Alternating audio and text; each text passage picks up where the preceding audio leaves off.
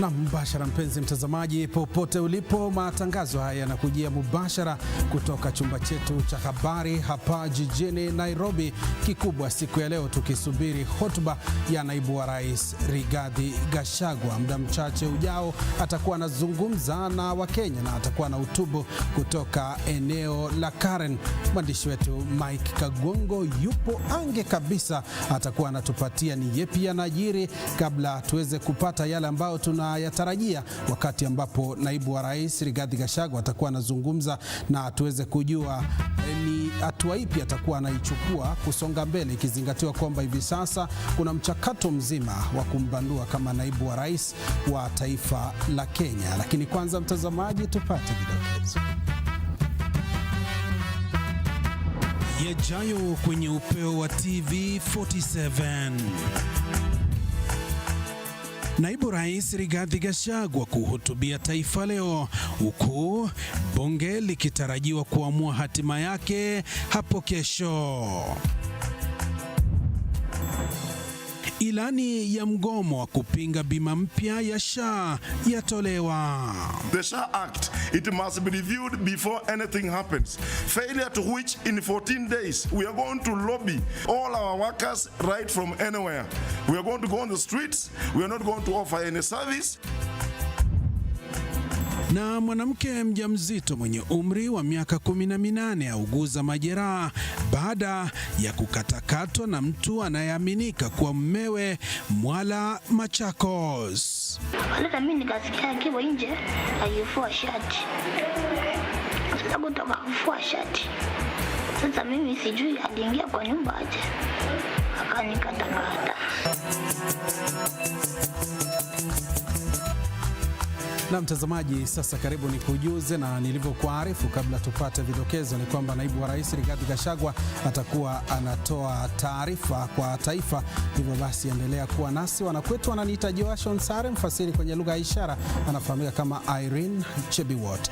Moja kwa moja ni kwamba naibu wa rais Rigathi Gachagua muda mchache ujao anatarajiwa kutoa taarifa kwa taifa kuhusiana na masuala mbalimbali, ikizingatiwa kwamba wakati huu anakumbwa na masuala ya kubanduliwa. Mchakato mzima ushaanza, wa Kenya washatoa maoni yao kupitia kwa njia ya ushirikishwaji, na hivi sasa mwandishi wetu Mike Kagwongo yuko katika makao ya naibu wa rais Karen na tunaungana naye mubashara. Mike Kagwongo, naona kila kitu kipo tayari, ni kusubiri tu naibu wa rais afike azungumze na Wakenya. Ni kipi cha mno na umesikia yepi kuhusiana na hotuba ya naibu wa rais Rigathi Gachagua?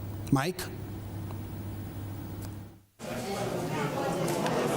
Naam, Sadakta, na shukrani za dhati Joash Onsare, bila shaka na kupata katika njia shwari zaidi kutoka hapa katika mtaa huu wa Karen, na ambako alipodokeza hapo awali naibu rais Rigathi Gachagua kwamba atakuwa anatoa hotuba yake kwa Wakenya na kualika wale waandishi wa habari tushakita kambi hapa katika majumba haya yake rasmi kuweza kuhakikisha kwamba tunamletea mtazamaji wetu yale yote ambayo atakuwa anafanya kuyazungumza moja kwa moja. Iwapo unaona nyuma yangu hapa ni mahala ambapo atakuwa basi anasimama naibu rais Rigathi Gachagua kuweza kuleta moja kwa moja yale ambayo ameweza basi kuyapanga kusemezana na Wakenya. Kumbuka hii ni baada ya kuweza kutuhumiwa na mashtaka jumla ya 11 dhidi yake na wale ambao ni wabunge jumla ya 291 waliofanya weka sahihi dhidi yake katika bunge la kitaifa. Kumbuka kwamba ameweza kuwasilisha kesi mahakamani dhidi ya kuzuia katika mchakato wa kuzuia ile hoja ya kuweza kumbandua katika kiti chake cha naibu rais wa nchi hii ya Kenya.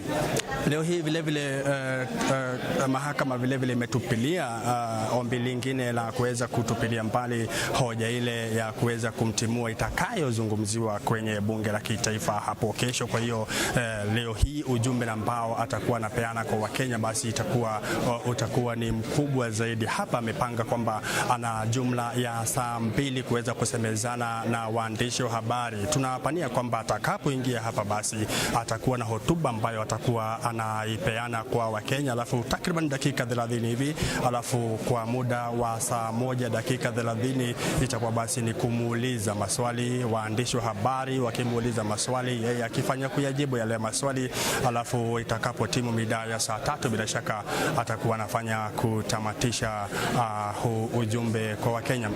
Tetesi zipo kwamba sio tetesi, manake hawajakuwa wakielewana kwa sana na bosi wake Rais William Ruto, na ndio maana vile vile kukaweza kufanywa lile zoezi la ushirikishwaji wa umma katika maeneo mbalimbali ya taifa hili katika kaunti zote 47 siku ya Ijumaa na vile vile siku ya Jumamosi.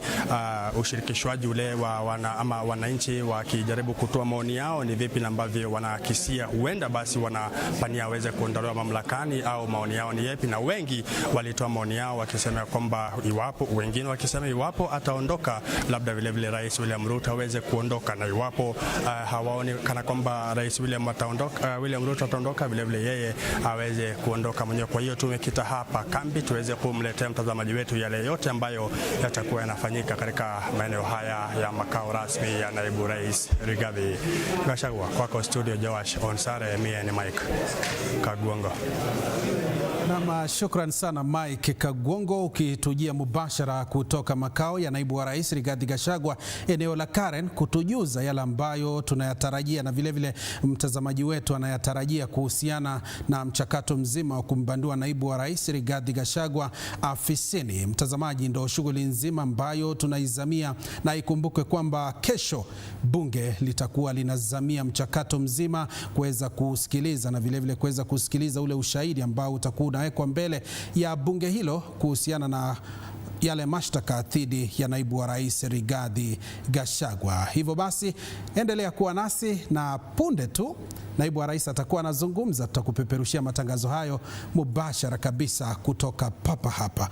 Kuelekea kwingine ni kwamba 41% ya Wakenya inaunga mkono hoja ya kumwondoa afisini naibu wa rais Rigathi Gachagua, huku 38% ikipinga hoja hiyo iliyowasilishwa na mbunge wa Kibwezi Magharibi Mwingi Mutuse.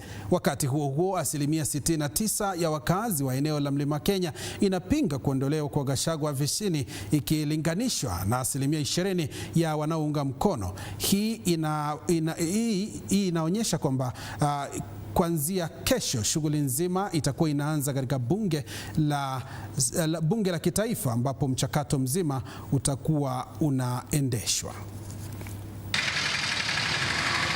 Saa chache kabla ya mjadala wa kupiga kura bungeni kuamua hatima ya hoja ya kubanduliwa ofisini kwa naibu rais Rigathi Gachagua, matokeo ya utafiti wa kampuni ya TIFA yanaonyesha kuwa 61% ya wakazi wa eneo la Mlima Kenya inapinga hoja hii, ikilinganishwa na 41% ya Wakenya nchini kote wanaoiunga.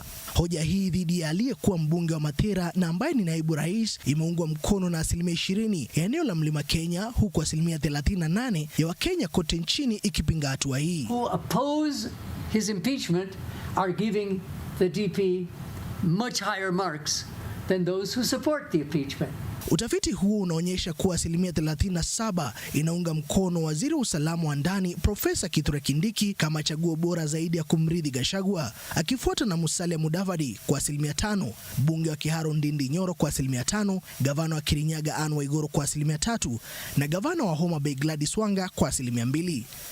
Hata hivyo, kiongozi wa chama cha NAK Kenya amepinga hoja ya kumwondoa Gachagua ofisini, akisema si swala muhimu kwa Wakenya na kuwa iwapo hatua hiyo itaafikiwa, rais na naibu rais wanapaswa kuondoka ofisini. Both Ruto and his deputy Gachagua and the entire government ought to do the honorable thing, exit the stage and pave way for fresh leadership. Karua amerai bunge kuzingatia maoni ya Wakenya yaliyokusanywa wakati wa mchakato wa kukusanya maoni ya Wakenya Alhamisi na Jumamosi wiki jana. Kenyans are tired of the theater of the absurd.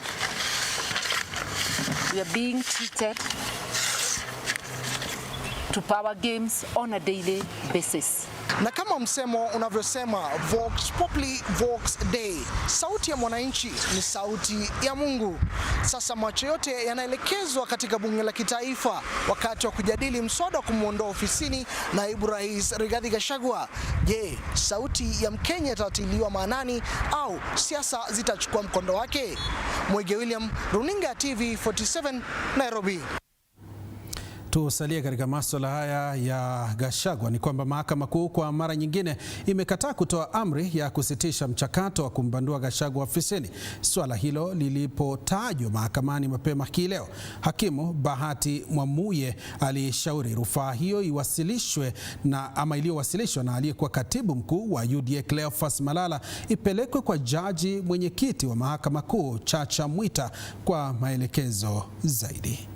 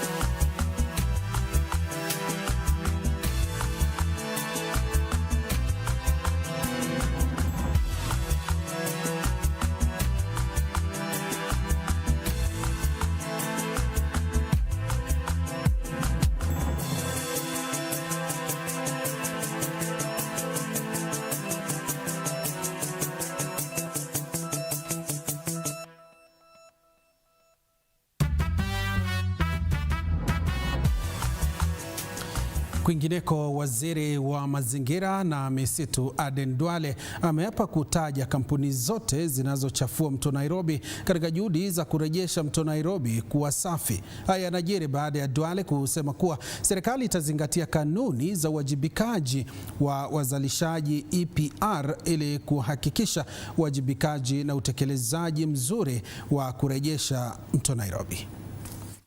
We are looking at the root cause of the Nairobi River pollution issues, and as Waziri has said, we've identified sewering system, dysfunctional, dilapidated sewer lines. Then there was also the issue of dumping sites along the Nairobi River basin, illegal dumping sites, including the infamous Dandora site is along the Nairobi River basin. Then the third issue was the issue of informal settlements. Then the other last issue is encroachment in the riparian. 47 kilometers of Nairobi River has been cleared now. And Joyce, we have a very strong sustainable program. The Korean government is even helping us invest in cameras to see who is dumping, and NEMA can control from their control center. I mean, the president has a huge program, but whether people like it or not, we will shame those who pollute Nairobi rivers. Mtazamaji, kwenye taarifa nyingine, baada ya saa 5 za uchaguzi wa baraza la magavana, gavana wa Wajir Ahmed Abdullahi amechaguliwa kuwa mwenyekiti wa baraza hilo, huku baadhi ya viongozi waliochaguliwa wakisalia katika nafasi zao. Aidha, baraza hili jipya limesisitiza kuwa ombi lao halijabadilika, kwani linaiomba serikali ya kitaifa kutoa mgao wa shilingi bilioni 400 mwaka wa kifedha 2024-2025 kwa kaunti. Executive leadership. Chairperson is Excellency FCPA Ahmed Abdullahi, EGH, Governor Wajir County. Tangazo hili limejiri baada ya uchaguzi wa baraza la magavana kuchukua zaidi ya saa 5. Akionekana kuwa mwenye tabasamu, aliyekuwa mwenyekiti wa baraza hili gavana wa Kirinyaga Anne Waiguru amebainisha kuwa ili kutimiza ahadi zake alipata changamoto kutoka kwa mgao wa fedha kutoka kwa serikali. Progress in critical sectors such as healthcare, education, roads, environment and water and sanitation services. Despite these achievements, challenges such as clawback on county functions and delayed disbursement to counties threaten the full realization of devolution. Wakati huo mwenyekiti mpya wa baraza la magavana Ahmed Abdullahi amesema kuwa ataendeleza kazi ya gavana wa Kirinyaga aliyokuwa akiendeleza kuimarisha kaunti zote. The best is yet to come. I'll pick up from where we had reached under her leadership, and most importantly, ensure that the council will, one, continue advocating for increased funding to counties and ensure timely disbursements of equitable share. Ya viongozi waliochaguliwa walibaki kwenye viti, akiwemo gavana wa Kakamega Fernandez Baraza, ambapo amesisitiza kuwa msimamo wa baraza la magavana ni ule ule, ambapo waliomba serikali ya kitaifa kutoa mgao wa shilingi bilioni 400. Na masuala ambayo tunaenda kushughulikia haswa kwa muda ambao unafuata miaka 2. Kwanza ni kuhakikisha kwamba pesa ambazo zinahitajika kuja katika gatuzi zetu 47 zinakuja kwa wakati. Anastasia Mukabi, runinga ya TV47. Kwingineko, mwanamke mmoja mjamzito mwenye umri wa miaka 18 anauguza majeraha katika hospitali ya rufaa ya Machakos Level 5 baada ya kukatakatwa kwa panga nyumbani kwake jana jioni na mhusika anayesemekana kuwa mmewe. Kisa hiki kilitokea jana jioni katika kijiji cha Yoani huko Vyulia, Mwala, wakati mwanamke huyo alipokuwa amelala na kumwacha mmewe nje ya nyumba akifua shati. Kisa hiki kimethibitishwa na maafisa wa polisi wa Masia, ambapo tayari wameanzisha uchunguzi na juhudi za kukamatwa kwa mwanamume huyo aliyetoweka baada ya kutekeleza unyama huo zikianzishwa. Mwandishi wetu Nicholas Mbai na kina cha taarifa hii. Nilifanya kujipata chini nikiwa na damu. Christine Ndano akiwa amelemewa na maumivu makali anakumbuka mara ya mwisho alimwacha mumeo akifua shati nyumbani kwao alipoingia kulala mwendo wa saa 9 mchana. Kwa nyumba mimi na yeye kutoka kuanzia asubuhi tukakula lunch tukakaa akaniambia ataendea betri kwa soko. Akaleta mimi nikasikia akiwa nje akifua shati. Sasa kutoka kufua shati. Sasa mimi sijui aliingia kwa nyumba aje. Akanikatakata. Baada ya kumkatakata, mkewe alimfungia ndani ya nyumba anaoishi na kutokomekea kusikojulikana akidhania amefariki. Lakini saa 2 baadaye Christine alipata ufahamu na ndipo akapiga mayowe kutafuta usaidizi kutoka kwa majirani. Mimi nilifanya kujipata chini nikiwa na damu, nikiwa tu na nimelala tu hapo chini kwa damu. Nilikaa hapo tu, siwezi ongea, sifanya nini. Kajirusha kwa mattress. Nikakaa hapo dakika 10. So nilishika nafuu nikapiga duru. Naiba wetu hapo akaniita.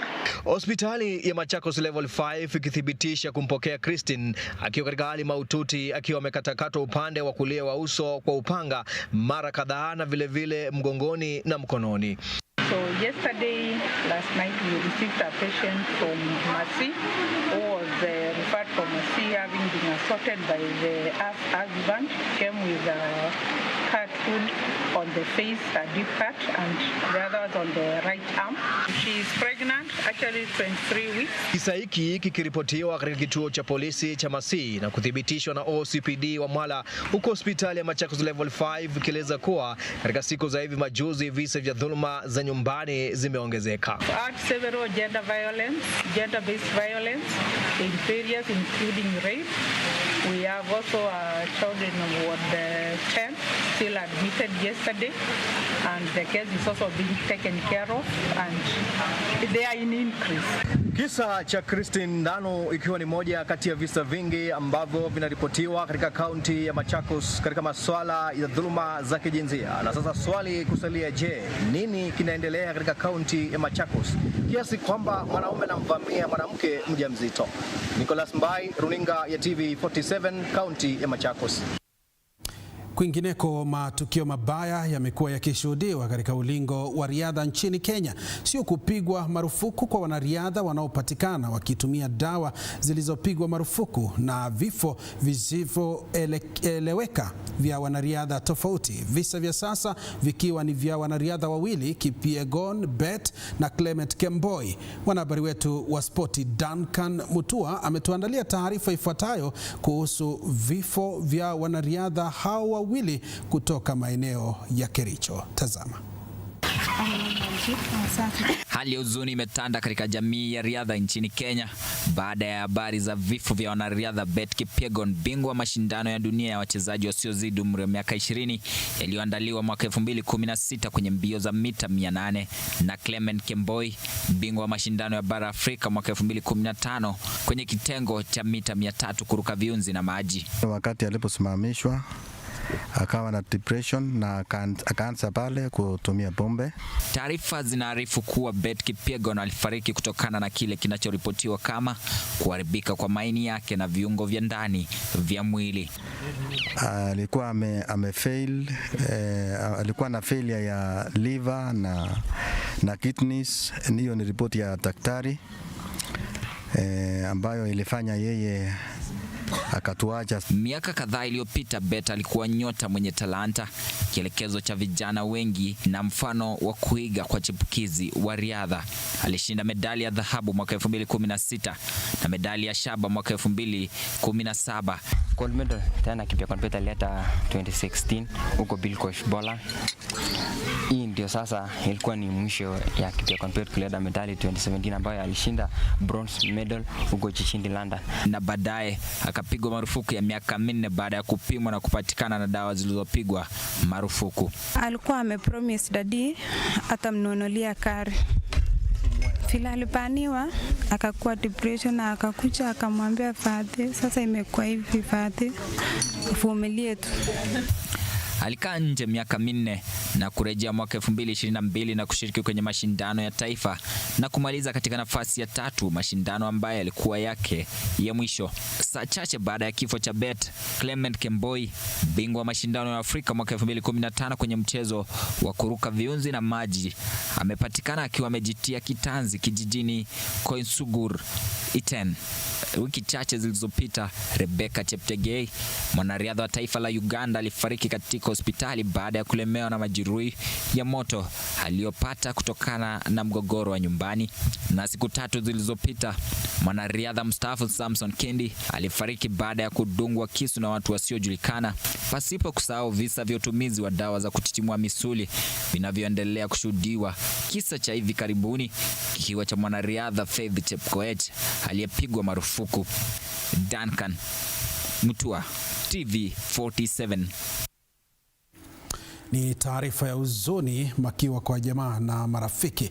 Mtazamaji, tulivyokuarifu hapo awali ni kwamba tunasubiri naibu wa rais Rigathi Gachagua kuweza kutoa taarifa kwa taifa, na ikumbukwe kwamba naibu wa rais hivi sasa anapitia mashtaka mbalimbali ambayo yanachangiwa ama yameweza kutangazwa, na tunasubiri mchakato mzima wa kubanduliwa kwake, na ili tuweze kujua ni kipi ambacho kitakuwa kinaendelea hapo kesho katika majengo ya bunge la kitaifa. Na mtazamaji, picha ambazo unaziona kwenye kiombo chako ni picha za moja kwa moja kutoka Karen, ambayo ni makao makuu ya naibu wa rais, na hivi sasa kila kitu kiko tayari. Wanahabari wamepiga kambi kweli kweli, wamekaa kitako angalau kuweza kusubiri na kuweza kujua ni kipi ambacho kitakuwa kinasemwa naye naibu wa rais Rigathi Gachagua. Hivyo basi, mtazamaji, wakati wowote kutoka sasa tutakuwa tunakupeperushia matangazo hayo mubashara kutoka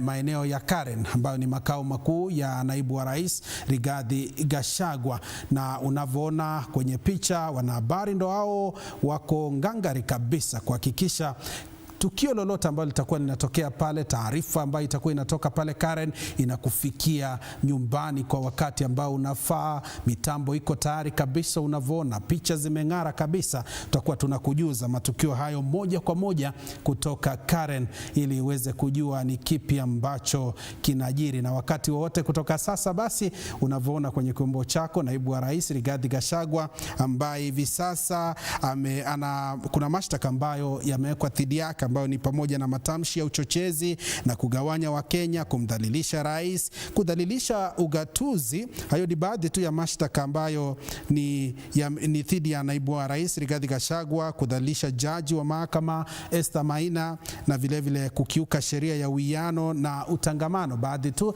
ya mashtaka dhidi ya naibu wa rais Rigathi Gachagua ambaye atazungumza muda mchache ujao. Hivyo basi tunaendelea kukujuza mengi zaidi kadri muda unavyozidi kusonga, lakini wacha nikujuze tu taarifa zingine. Ni kwamba aliyekuwa gavana wa Kiambu Ferdinand Ndung'u Waititu ameshtakiwa kwa kutumia lugha ya kukashifu na ya kuchochea katika maeneo ya umma pale alipokuwa katika uwanja wa Ruaraka mnamo tarehe 29 Septemba mwaka huu 2024 katika kaunti ya Kiambu. Kwa mujibu wa mashtaka hayo, takriban saa 10 za mchana, Waititu alifanya matamshi ama alitoa matamshi ya kuchochea, akidai kuwa vikundi mbalimbali kama vile mahasla, viongozi wa kidini, walimu na wenye biashara ndogo walidanganywa na serikali ya sasa. Waititu kwa upande wake alikana mashtaka hayo, akisema kwamba yalikuwa na dosari, lakini jaji Lucas Onyina alisema yalikuwa yametayarishwa kwa umakinifu. Kiongozi huyo wa zamani wa Kiambu, hata hivyo, aliachiliwa kwa dhamana ya shilingi 50,000. Kesi hii itajadiliwa tena Jumatano kwa kina. Mtazamaji, ndo shughuli nzima. The foregoing analysis of the particulars of offense judge presented leaves no doubt that the charge before this court meets the requirements of Section 134 and Section 137 of the Criminal Procedure Code, hence ordering its rejection under Section 89, subsection 5 of the Criminal Procedure Code as sought would be an improper exercise of judicial discretion. And for these reasons, the objection to the charge and the prayer for its rejection are declined.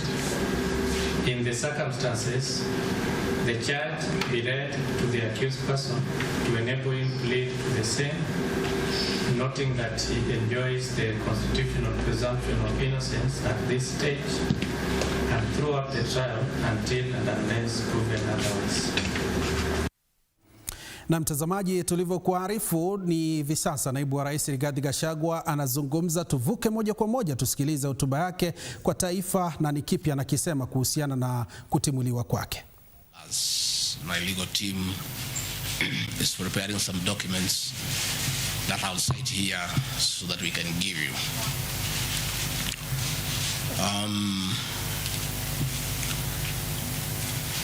I've got this media interview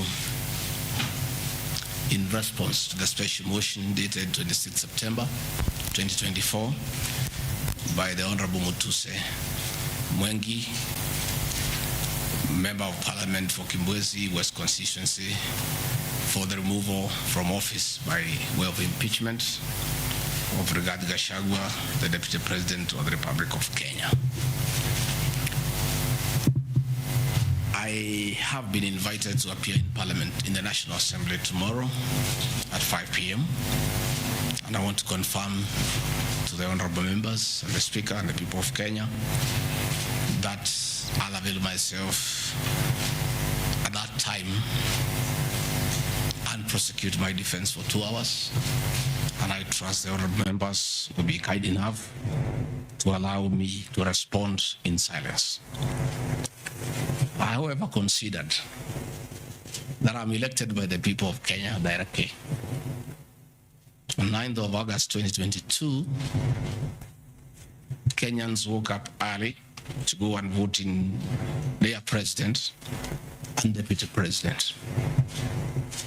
And out of the millions of Kenyans who turned up, 7.2 million Kenyans decided willingly that Dr. William Ruto should be elected as president and Rigathi Gachagua as deputy president. I think it's only fair when members of parliament decide that they want to remove the deputy president from office, the people who elected Rigathi Gachagua as deputy president hear his side of the story. I think it's only fair.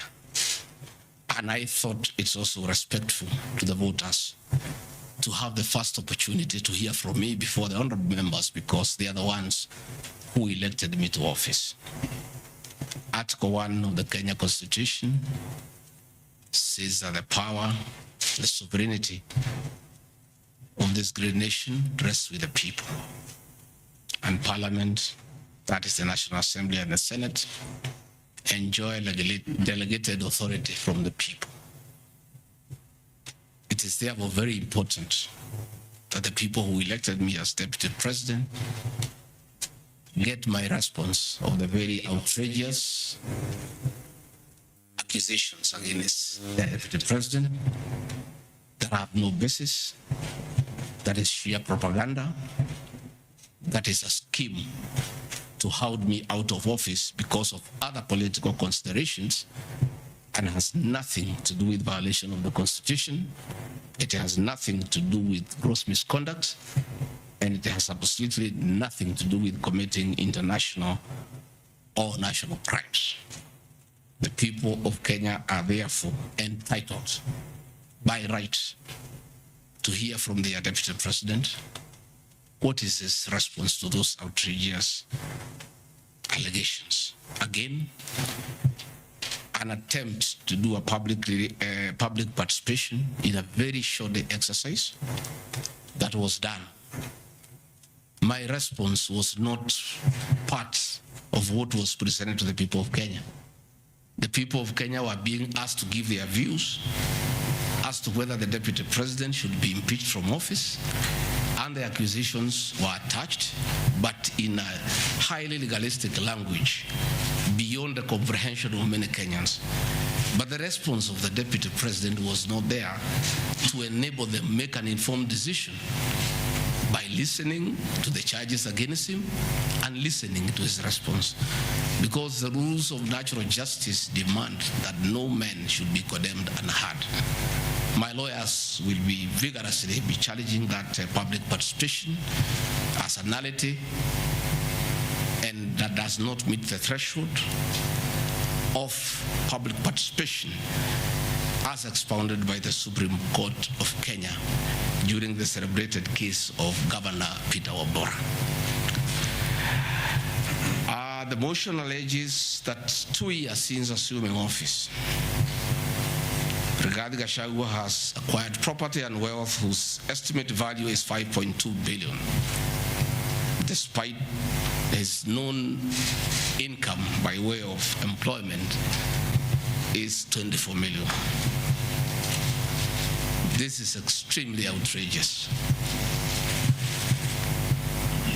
Honorable Mutuse goes ahead to give properties that he alleges are owned by one Rigathi Gachagua. I trust he was just given a document to sign. Had he taken some bit of time to do some research, he would not embarrass himself in the National Assembly. James Derito Gachagua was the governor of Nyeri and died in London on the 24th of February 2017, and yours truly, Rigathi Gachagua, was by his bedside. Prior to his death, 3 or 4 weeks before, in privacy, he wrote his will and appointed Rigathi Gachagua as an executor of that will, jointly with Mwai Madenge, his close-time buddy, who is a quantity surveyor, and celebrated lawyer Njoroge Regeru. The three of us were tasked to manage his estate. In the will, you'll be given a copy. he did put his properties and assets and cash and anything that he owned in this world. And among the things that he did put was the Olive Garden Hotel, the Pingo Beach Resort, the Queen's Gate apartment, and Langata high-rise flats. It is these 4 properties that the Honorable Mutuse alleges in the National Assembly that Rigathi Gachagua has acquired them after becoming Deputy President in 2022 when Rigathi Gachagua died in 2017. It is the most embarrassing allegation a member of parliament can table before the National Assembly. Those properties were constructed and were in operation when the Rigathi Gachagua was alive. I take this opportunity to ask for forgiveness to my late brother, James Rigathi Gachagua, that today, as your younger brother defends himself, he'll defile your privacy by distributing your will that you wrote in privacy. That your properties that you worked so hard for many years to benefit your wives and children are now a subject of discussion and are alleged to be proceeds of corruption. How unfair, how cruel can you be to a dead man? A man who worked so hard, a man who gave his life for his family, to buy plots, to construct property, and leave them in his death for his children and his brothers and sisters. And then you go to the floor of the House and allege that those properties are production of corruption. My dear brother, rest in peace and forgive me for having joined politics. Because were it not for politics, you would not suffer this shame. Your children are crestfallen as you see their properties being splashed in newspapers as proceeds of crime. The Olive Garden Hotel that is alleged to have been bought by Rigathi Gachagua belongs to the estate of the late James Rigathi Gachagua. And in his will, he directed that we sell all his properties and divide the proceeds among his brothers, sisters, wives, and children. We, as the executors of his estate, and I want to pay tribute to lawyer Joroge Regero and Mwai Madenge for their commitment and sacrifice to the Gachagua family. Many executors who have been given properties to run by deceased people end up misusing them and depriving the beneficiaries. These two great men and myself, because my brother knew I'm an honest man and a fair person, and he knew his family, we were able to sell Olive Garden Hotel at 412 million and distributed the proceeds to the beneficiaries as directed in his will. We registered his will in the High Court of Kenya and were given the probate. And my late brother, in his wisdom, left Rigathi Gachagua 5% of his wealth. I was therefore able to get 20 million shillings from this sale. That is money that is in my account that again I'm told they are proceeds of crime.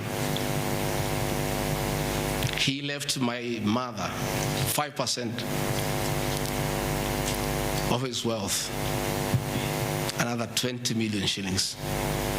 And since my mother is dead, my late brother, because he trusted me, had put in his will that I hold my mother's shares in trust.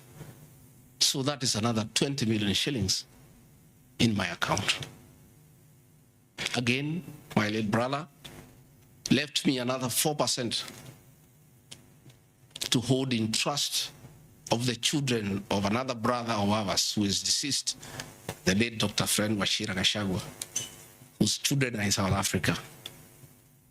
And another 16 million shillings was put in my account. My late brother gave 2% to my wife, Pastor Dorcas, because of her kindness of looking after him when he was ill. All this money that has come to me from a dead brother, I'm being told are proceeds of crime.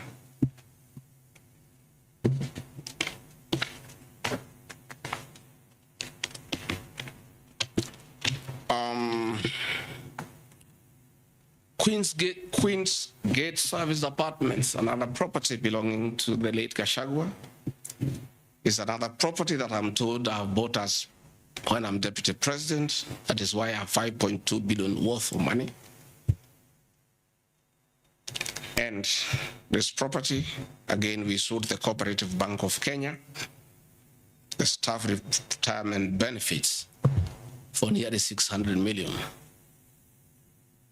And this money we utilized to pay his debts. And today, as the late Gachagua rests in heaven, he has no debt. Again, I want to thank my fellow executors, Njoroge Regeru and Mwai Matenge, for what you have done for my brother. Vipingo Beach Resort in Kilifi was Gachagua's holiday home, a beautiful palatial resort on 3.5 acres on the beach. I remember with nostalgia that he used to host us there every Christmas to enjoy ourselves. This property still belongs to the estate of the deceased because ourselves have a family. We want to retain it for sentimental value so that when we visit there, we remember him and his kindness.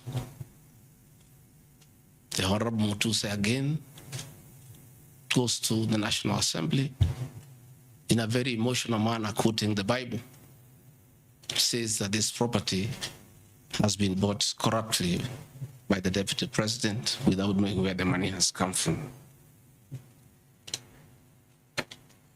I have seen some land, Rogoro Kiamariga, 1223 in Mathera East constituency. To start with, Rogoro Kiamariga is not in Mathera East constituency. It is in Mathera West constituency. In haste to dispose of the Deputy President because of political deceit and conmanship and betrayal, they could not even get it right where the land is situated. They were in such a haste to get rid of the Deputy President. The land is Rogoro/Kiamariga, 1223 in Mathera West constituency. It's a 2-acre piece of land. It's alleged that it has a helipad. It's a lie. The land is 2 kilometers from my rural home. And I have planted napier grass for my dairy unit. I bought it at 3.5 million shillings. Again, proceeds from my dairy farm. I have a dairy farm with almost 150 cows. And I do make an income of almost 1.5 million shillings every month. I can surely afford to buy 2 acres of land. And I take this opportunity to thank my brothers from the Kalenjin community for that dairy farm. Anytime I've gone to the Rift Valley, in appreciation of the support I give President William Ruto, the Kalenjin community always gives me a cow or 2. And within 2 years, I have the largest dairy farm in Madera constituency, courtesy of the Kalenjin people. I want to thank them for their kindness. I have seen an accusation that I've bought 40 acres of land in Kakuret, Kabraine, in Kieni, Nyeri constituency as Deputy President of the Republic of Kenya. I saw the Honorable Njoroge Wainaina, the MP for Kieni, signed the notice of motion to impeach me on the allegations, this one being among them. Had there been no malice, Njoroge Wainaina, the Honorable MP for Kieni, would have advised the Honorable Mutuse that he sold me this land in the year 2015. I have a sale agreement I'll give you with this picture. I bought this land from the Honorable Njoroge Wainaina in 2015. I was not even a member of parliament.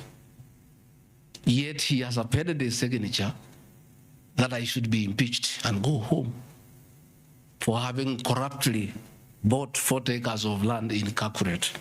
In fact, the land is not 40 acres, actually 35. The allegation is that it's 40 acres.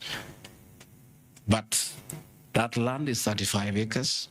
The people of Kakuret know it. Honorable MP for Kieni. And had he read this motion, I'm sure he would not have signed it. But as you all know, there was a lot of coercion. There was a lot of intimidation. And I'm sorry that I'm told the Honorable Wainaina is admitted in hospital because of threats, coercion. She is being forced to hang a brother against his will and his conscience. These are the lies that Mutuse brought to the National Assembly and asking the people of Kenya to get rid of the Deputy President of the Republic of Kenya based on lies. I have seen another ridiculous allegation that the Honorable Rigathi Gachagua, Deputy President of the Republic of Kenya, has since becoming Deputy President, acquired 80 acres of land in Meru. That is false. What is true is that the Deputy President is a member of Solution Circle Limited in Meru. And for those who do not know, the Deputy President is half Meru, half Kikuyu. His mother, the late mother, Rigathi Gachagua, was born in Meru in a place called Katheri, and thereafter settled in Kiberesha. Deputy President Rigathi Gachagua sometimes is a lonely man. His father is dead, his mother is dead. His brother, Rigathi Gachagua, the governor, died of pancreatic cancer. His brother, Dr. Fred Wachira Gachagua, died because of alcohol. His other brother, Jackson Riani, died because of alcohol. His sisters are married. So when he goes home, many times he's lonely. And he decided to look for some land in Meru where he can go and build a house and be among his relatives, his mother's relatives. And in the process, I identified a 29-acre land and borrowed money from Solution Circle, which I'm paying every month. We'll give you documents to show you that this is 29 acres, not 80 acres, that I have bought from a loan that I have taken as a member of Solution Circle in Meru, the land of my mother, and which I call home. I have seen an allegation that I have a dairy farm in Nyandarua. I don't have a single animal in Nyandarua. I have some little land in a place called Shamata, but I'm yet to do anything about it. I think I just mentioned it to one of the member of parliament for that area called Gachament. The Honorable Mutuse went ahead to say that I own a dairy farm in Nyandarua. I own no such farm today, but God willing, because of the good climate in Daragwa, in Shamata, one day, God willing, I'll have a huge dairy farm. I have seen companies listed just to create an impression that Rigathi Gachagua is doing business. I want the people of Kenya to know that Rigathi Gachagua was a businessman before he became a politician. And he had a life, and that life is part of his history. So getting companies that were associated with him 15 years ago, 13 years ago, 10 years ago, and publishing them, it's just being mischievous. My life did not start as deputy president. I left university in 1989 and served the public for 15 years, up to the year 2002. I left for the private sector for another 15 years. In those 15 years, I was a very astute businessman. And luckily for me, maybe of you are not that lucky. It was during the Kibaki era when things were working. The economy was strong, business environment was right, and there was room to make money. And I made money that time. Those are old companies, and they are not trading. And when I became deputy president, a few companies that owned properties, I transferred to my children, and I told them to continue doing business and not to do business with the government because I don't want conflict of interest. I want to confirm to the people of Kenya tonight that no company owned by my children has ever done business with the government, and I'm demanding for proof from the Honorable Mutuse or anybody else linking the Rigathi Gachagua family with business deals with the Kenya government. I agreed with my children that they do business with the private sector, do farming, and run the family business that I bequeathed them. These companies are all listed.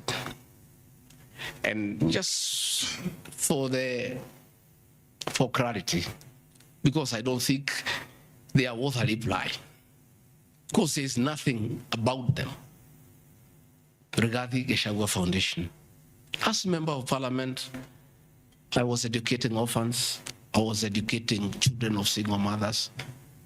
I was educating children of PWDs. And the education needed to continue. And I don't have the benefit of CDF money. So I started a foundation, the Rigathi Gachagua Foundation, to continue doing the work of charity. I have seen my foundation here. The Honorable Mutuse has not said what crime the Deputy President has done by having a foundation that is non-profit making. For the purposes of clarity, I'll give you the bank statement for this foundation. I have only received a total of 12 million shillings from well-wishers, which have educated children, have educated students at Pwani University, and other vulnerable people. Dorcas Rigathi Gachagua Foundation, this is just an attempt to bring my family into mud. Every Kenyan knows the work Dorcas Rigathi has done in this country for the boy child. She has opened clinics for addicted children, and she gets a lot of money in her foundation. Since a decision was made that the government will not fund the office or the spouse of the Deputy President, Kenyans of goodwill flock to her every day with cash donations, with material donations, for her to continue with a very good program she's doing of rehabilitating children in Kilifi, in Mombasa, in Nyandarua, in Laikipia, in Nairobi, and her work is well documented. I am yet to see from the mover of this motion what crime the Dorcas Rigathi Gachagua Foundation has done. There is no allegation, there is no evidence, there is nothing. Against Rigathi Gachagua Foundation, there is nothing. Spiritway Limited is a company registered by Dorcas Rigathi that does work with the church ministries. This ministry has not traded, does not even have a bank account. It's some strong women of God who have come together to create a company around their issues to preach the gospel. The mover of this motion has not indicated at all what crime this company has committed, other than dragging the name of my wife into mud in the National Assembly.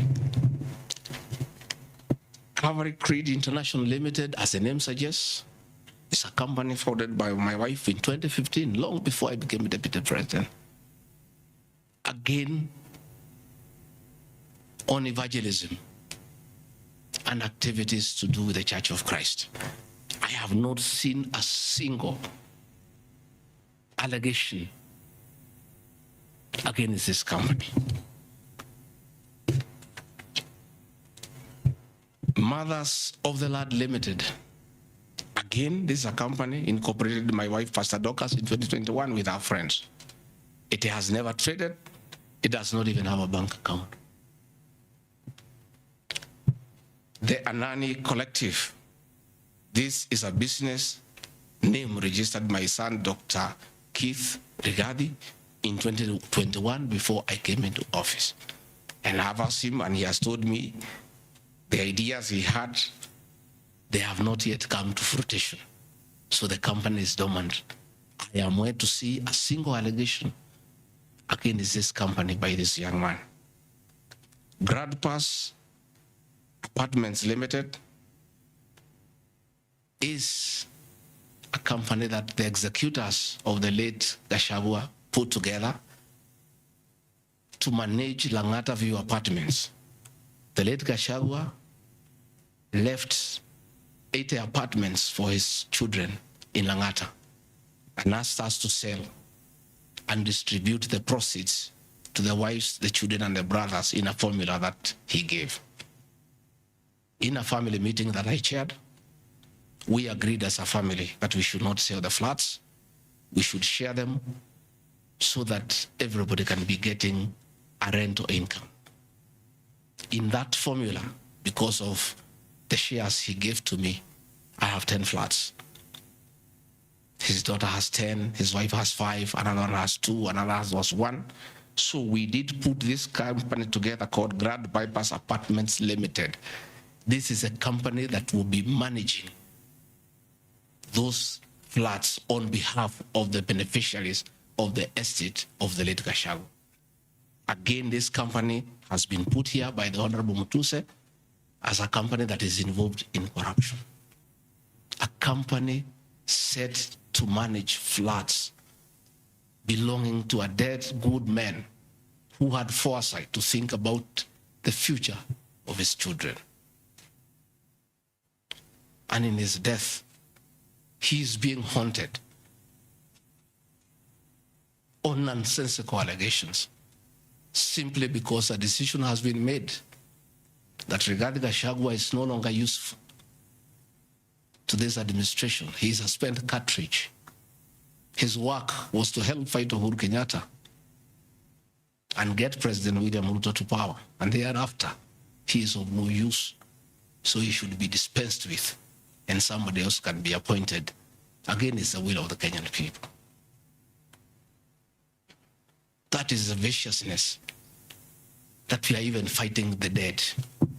How cruel can we be? How insensitive can we be? What is this power thing? That you even fight the dead for you to entrench yourself in power and get rid of your perceived political enemies. I appeal to the people of Kenya to have respect for the dead, if nothing else. People may have money, they may have power, they may have everything, but they must remember that it is very respectful to respect the dead. Please stop haunting my late brother. Don't put him on trial. He committed no crime by working hard and leaving an inheritance for his children and entrusting his brother, Rigathi Gachagua, to look after that property.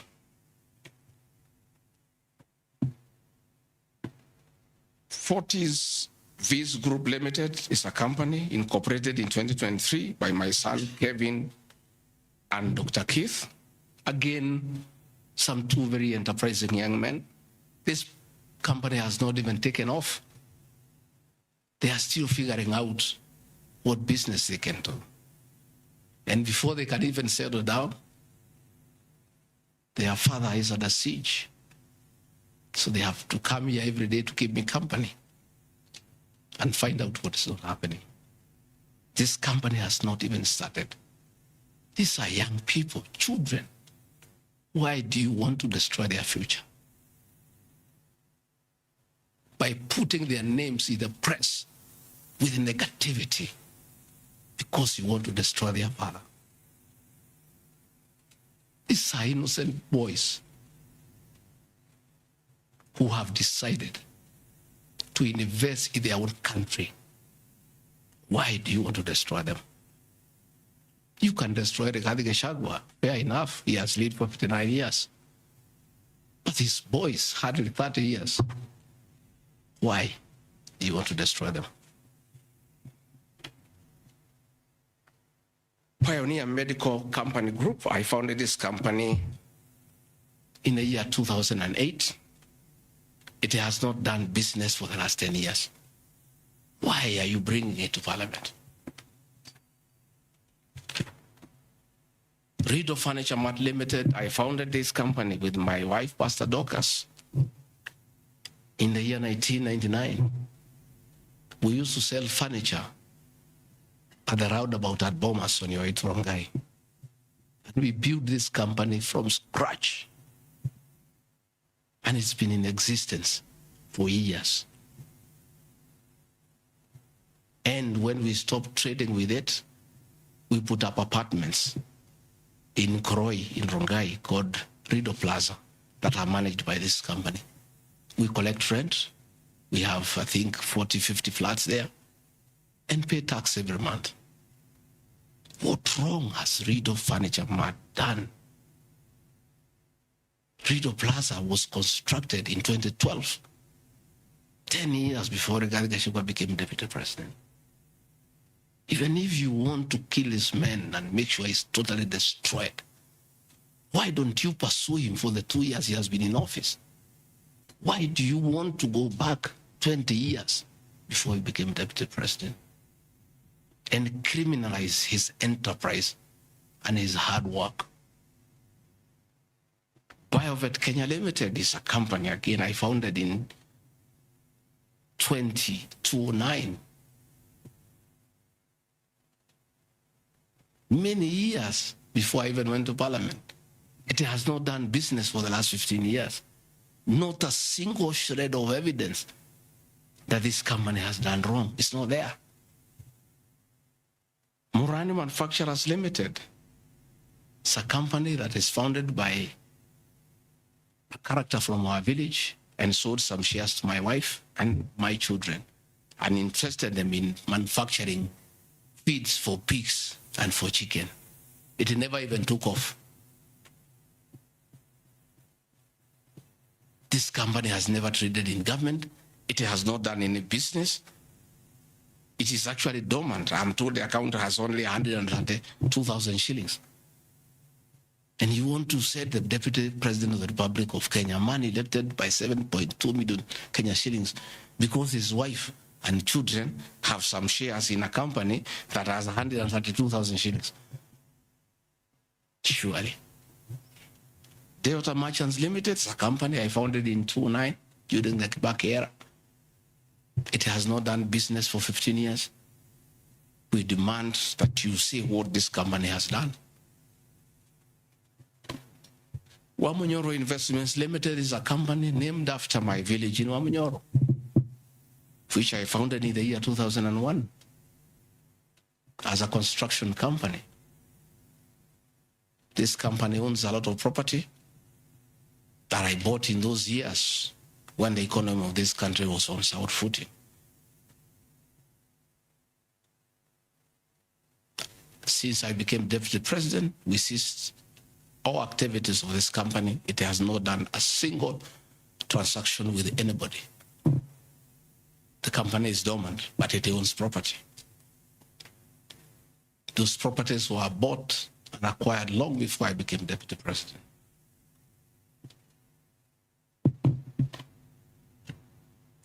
Cosmea Venture Limited is a company that was incorporated in 2018 before I became deputy president by my sons. They do what you call bulk SMS. I used to give them work when I was member of parliament to send messages to my constituents. I think they were charging me 30 cents per SMS. Some young, enterprising young people. Company 2018, it doesn't do business with government. It is not accused of any wrongdoing by anybody, anywhere. It's just putting the name there. Royal Crimson Ventures Limited, again, incorporated in 2018 by my children to do their little business. No allegation of any wrongdoing has been annexed to the motion. Kurito Properties Limited, again, this is a company that me and the co-executors put together for the purposes of managing the Vipingo Hotel.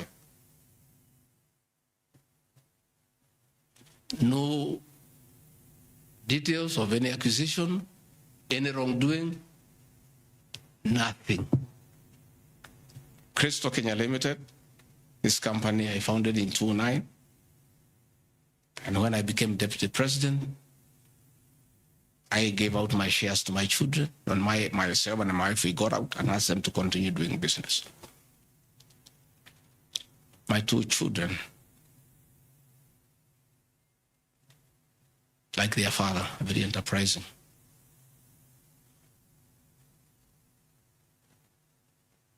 Nyeri County, where I come from, we were hit badly by COVID.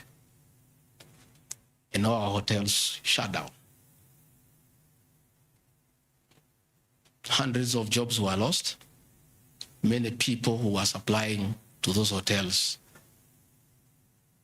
shut down. The two most important hotels in Nyeri is the Outspan Hotel and the Treetops Hotel, and they are always run together.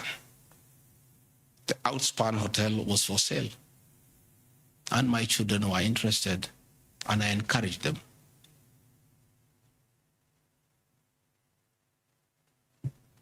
Treetops Hotel cannot be sold. It belongs to KWS. It's a government hotel. You can only lease. And the person who owned Outspan Hotel had also leased the Treetops Hotel. So my son acquired Outspan Hotel and got an assignment of the lease. So they don't own Treetops Hotel. It's on a lease from KWS to Aberdare Safari, then an easement to Crystal Kenya that is run by my children. I shouldn't be here talking about Crystal Kenya Limited and my children because they are not part of this proceeding. But they have no other forum to defend themselves, so I have to defend them. They are grown-ups. They should defend themselves, but they don't have the forum. They went to a bank and borrowed 600 million. The documents are there. and bought a hotel and bought the lease. And I publicly announced that my family has acquired the 2 hotels because there was nothing to hide. I saw no need to advise my children, like other people do, to buy the properties through proxy because this was straight business. They went and borrowed 600 million from the bank. And they were given 1-year moratorium, which is not over, to do the renovations and all that and open the facility. I want to thank my son, Dr. Keith Rigathi. He worked very hard. That I think last month or so, I was at the treetops with the British High Commissioner to open the treetops. The treetops is so important to the people of Nyeri and the Aberdare ecosystem. It is in the treetops hotel that Princess Elizabeth slept as a princess and woke up as a queen. And when that facility was shut down, it was very devastating to the people of Nyeri and the Aberdare ecosystem. So when the people of Nyeri heard that the son of the deputy president is interested in leasing that facility from KWS and reopen it, there was joy and jubilation in the Aberdares. Since this hotel opened, 45 Kenyans are back to work. The mama mboga we talked about during our campaign are supplying vegetables to that hotel. The local butchers are supplying meat to that hotel. The traditional Moboko dancers come every weekend to entertain the tourists and get some payment. The tourism circuit of the Aberdare is back because of these 2 young men who are now being demonized as crooks, as criminals, who should not invest in their own motherland because they are the sons of the deputy president. The deputy president of the Republic of Kenya spends a lot of time in one of his functions that he has been given by the president to coordinate development partners and look for investors. Why should the deputy president go to look for foreign investors when his own children can invest at home? Children of many other people I know hide their money in Dubai and Cayman Islands. They don't want to invest here. What crime have the children of the deputy president of the Republic of Kenya committed by borrowing money from a bank to buy a hotel and spur tourism, create employment, and spur business within the local environment? These boys are so demoralized, asking me, Dad, why didn't you advise us that it's a crime to be your children, that we have no life of our own, that we shouldn't invest in our own country, and if we dare to invest, we should do it at our proxy so that we conceal our identity? Are we criminals by virtue of being your children? That's a question my children are asking me.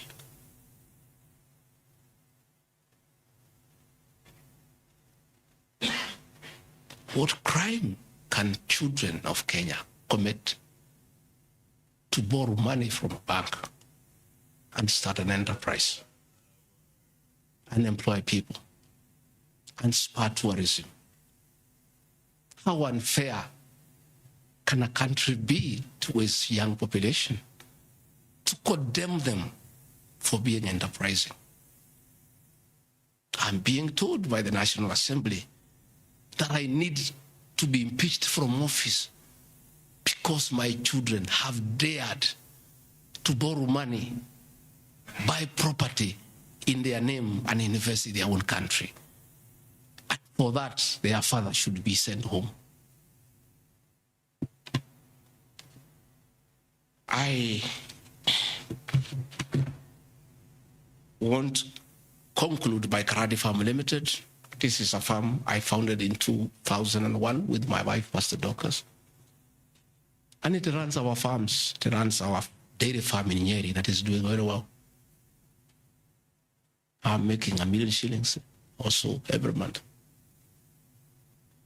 And I sell calves, and it's doing very well. And my farm now has become a model farm for the local farmers. We are doing chicken, we are doing rabbits, we are doing sheep. Again, nobody has told me what crime has Karandi Farm committed. Technical Supplies and Services Kenya Limited, a company I founded in 2001. I did business during the Kibaki era. When things got very bad, I stopped doing business with it. It has not done business for the last 8 years. And of course, in the 2 years I've been deputy president. I want proof. Tomorrow, the National Assembly to table proof what these companies have done. They will be very embarrassed before the people of Kenya. This will be the most shameful act ever in the history of our National Assembly, where you go table a motion that is so sensational based on trash and not a single accusation backed by evidence. I have seen an allegation that exerting influence on officials of the Ministry of Lands to issue an allotment letter to Wamunyoro Investments Limited and using the fraudulently acquired documents to support a court case. Again, Wamunyoro Investments Limited was never allotted any land. This parcel of land, 209/12077, Wamunyoro acquired at 24 million shillings in the year 2012. The documents are there, we'll give them to you. Purchase from a third party. Somebody went to the National Land Commission and lodged a case and claimed the property belonged to him, a former senior outside the Ministry of Lands. And the National Land Commission made a determination, the records are there, that the land belongs to Wamunyoro Investments Limited. Again, he went to the High Court in the year 2022. I was not deputy president. I made my witness statement before I became deputy president. I supplied all documents before I became deputy president. I did not file any evidence as deputy president. And the matter was concluded, and the High Court issued a judgment. We'll give you the judgment that the land belongs to Wamunyoro Investments Limited. I am told that they have appealed the judgment. I invite the Honorable Mutuse to apply to be conjoined in the appeal, and then he can argue his case. This is a matter that has been adjudicated by the High Court of Kenya and made a determination. And you want to bring it to the National Assembly. The matter is alive with the Court of Appeal. It is sub judice to even discuss it in Parliament because a determination has been made. Irregular procurement of mosquito nets at a cost of 3.7 billion. I saw a huge headline from the Star newspaper, planted headline. This is the most ridiculous headline I've ever seen. And this is the most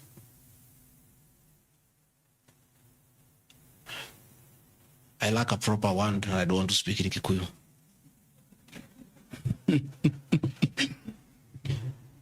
I think somebody needs to give me some water. What I want, I'm looking for.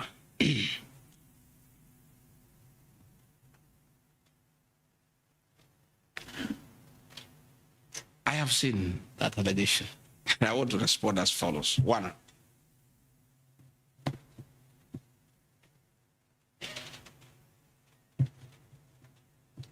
there is Andrew Murwa, he has sworn an affidavit with false allegations. And he had better be very careful. Because he has made a statement on oath. In the affidavit, he says that Deputy President was involved in KEMSA 3.7 billion irregular procurement of malaria nets, either directly or through proxies. Further,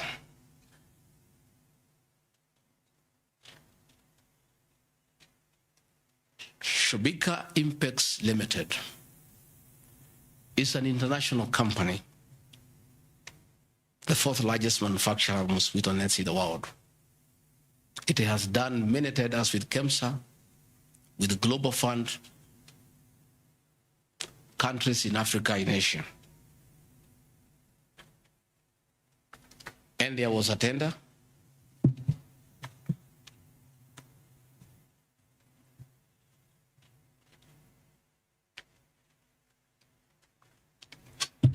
There was a tender funded by Global Fund through KEMSA, and it was an international tender for manufacturers. The company owned by my son Christo Kenya Limited are not manufacturers, and they did not participate in any way in the tender, in any way. What happened is that in the year 2014, 8 years before I became deputy president, Showbica Impex Limited appointed Christo Kenya as their local agent, whose work is to do their errands and follow their supplies at the ports of entry. Christo Kenya did not participate in this tender. It was done by Showbica. KEMSA wrote to Showbica and said, your tender was not successful because you had a problem with pagination of your security document. Pagination. Those of you who have done tenders, you number the pages. And if they are not right, you can be disqualified. And therefore, they were told, can you come and collect your bid board, your original bid board? That's what happens. If you participate in a tender and you don't win, you are asked to collect your bid board. And they kept on coming to collect the bid board. It was not available for almost 3 months. And they asked the local agent, that is Christo Kenya Limited, can you follow up on our behalf? We participated in this tender. We did not win. We have a letter asking us to collect the bid board. We are waiting for it because this is money that is tied as our agent in Kenya. Can you follow up? And that is why when my son, on behalf of Christo Kenya Limited, went to KEMSA trying to follow up, and when it was not working, he brought it to my attention and I made a call to Mr. Andrew Mulwa, asking, my son has been here. There's a little issue about a bid board of an unsuccessful tenderer. Why is it that this is money that is tied? And these are foreigners, these are foreign investors. We don't want to make life difficult for them, please. Why don't you release it to it unless there's a problem? Oh, he said, no, the matter is under investigation. That is why we cannot release it. The bid board is with the SEC. I said, fine. If the matter is under investigation, so be it. Right along, the investigations were over. EACC wrote to KEMSA and returned the bid board. KEMSA in return wrote to Showbica and returned the bid board. End of story. Showbica did not win the tender. They were not awarded the contract to supply the nets. No nets were supplied by Showbica. No public funds were lost. And we are told by Deputy President asking why a bid board to a tenderer who has failed to win cannot be returned, he endangered the lives of the people of Kenya. That is how absurd the allegation is. There is no evidence that the company with my son participated in the tender. They did not participate. There is no evidence that the Deputy President interfered with the tender. The only crime is that urging so that we don't frustrate foreign investors. If they were not successful, why are you keeping their tender security. You need to give it to them. And it was a lot of money. I think it was 500 million or something like that. So I want to say these are very ridiculous. And I take great exception to the headline by the Star. Please, we'll give you the documents. Tell us, where was the deputy president involved in a tender? This is a tender that never was. And for the record, to show that this tender had no problem, after the investigations, during the investigations, the CEO, Terry Ramathani, was suspended to allow investigations as it should be. And Mulwa became the CEO. Mulwa was not there during the tendering. He came after the tender had been annulled. And now he was dealing with the aftermath of the annulment of the tender, that is returning the bid boards, sending document to ACC. After investigations by ACC and the Senate were concluded, Terry Ramathani was appointed by President William Ruto as the Deputy High Commissioner to India. That tells you, because when those appointments are made, the head of public service writes to ACC, DCI on issues of integrity. Terry was cleared, which means there was no scandal. And again, and most important, no public funds were lost, no nets were supplied. Therefore, this is another fishing expedition to just justify the 5.2 billion. I think that is why they were putting the 3.7 billion to make the maths to add up. You know, when you want to talk big figures, you must look for 3.7, the 600 and all that. Even all these things I've read here, if you take your phones, we are nowhere even, we have not reached 2 billion. Because Olive Garden, 400 million. Queensgate Apartment, 600 million. Outspan and Treetop, 600. So these are just figures that were being put to the people of Kenya so that they can see us into bad light. Unnecessary and expensive renovation at the official residence in Karen and Mombasa. How Mutusen knew it's unnecessary, I don't know. He has never been here. You guys were here before. When President William Ruto was deputy president, he was denied funds for 5 years. This place was in very high state of disrepair. It took me 7 months to move in. The roofs were leaking, the toilets were blocked, the septic tanks was broken down, the borehole was broken.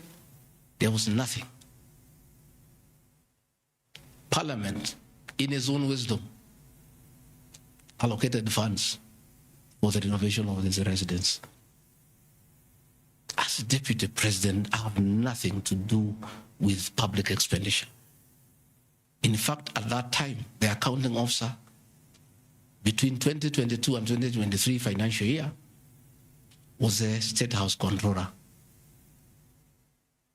Procurement was done, tender was awarded, and the renovations were done. And you can see the place looks good.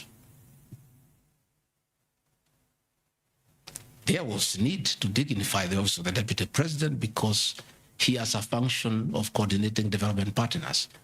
Ambassadors and high commissioners and all sorts of international visitors are always here. So to dignify the office of the deputy president, the residents needed to be in the right standard, and that is not my decision, and I have nothing to do with it. As for the contractor who was awarded the job, I don't know him, and I don't need to know him. I have no business. Where he transferred his money, I would not know. I have no access to his account.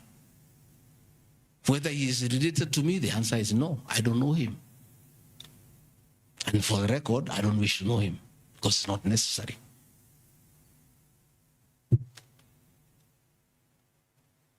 Government expenditure is audited every year by the Auditor General. Since this office was under the executive office of the Deputy President for that financial year, the Auditor General did her inspection, and gave us a clean bill of health. The renovations that were done were not highlighted with having any audit query. If the Honorable Mutuse had taken his time to look at the Auditor General's report, he would not have brought this business accusation.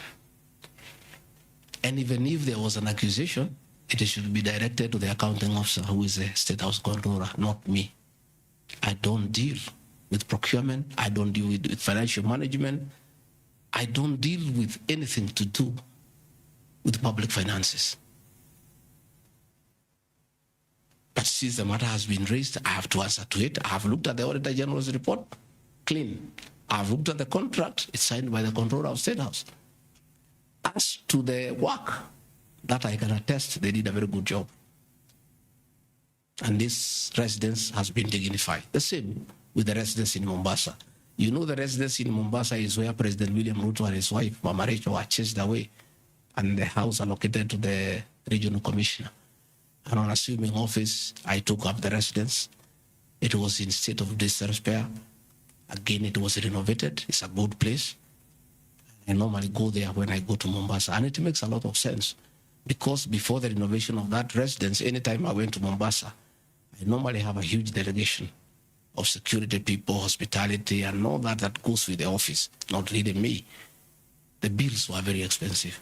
It makes a lot of sense to have an official residence for the Deputy President in Mombasa, so that when he is there, you cut down on public expenditure.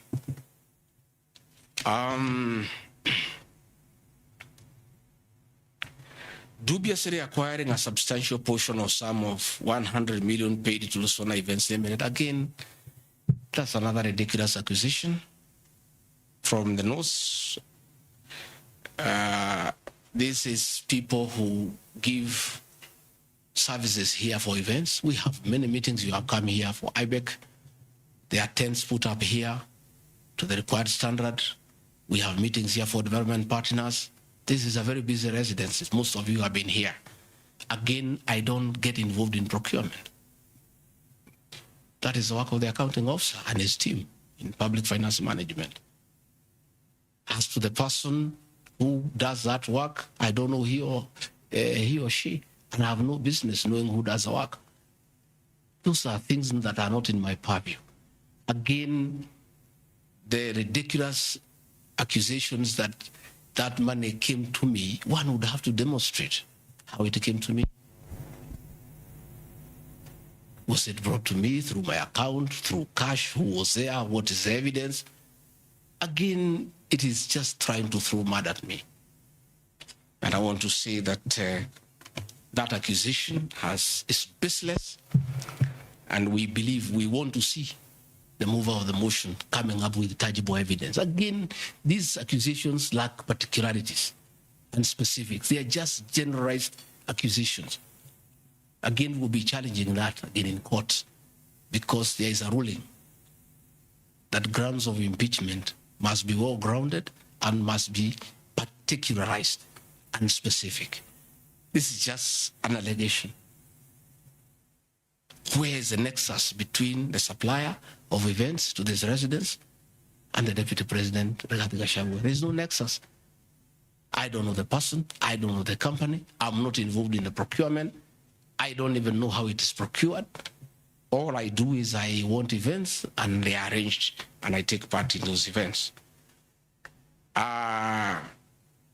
Those accusations of funds utilizing the Deputy President, in the office of the Deputy President, coming for my personal benefit, are ridiculous, unfounded, and totally malicious, and there is no evidence whatsoever.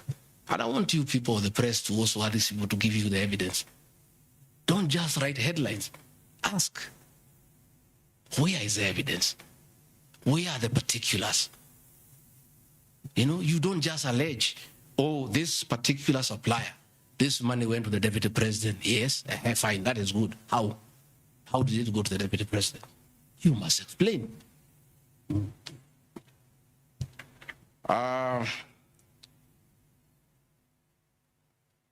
alleged sensational but false allegations against Lady Justice Esther Maina.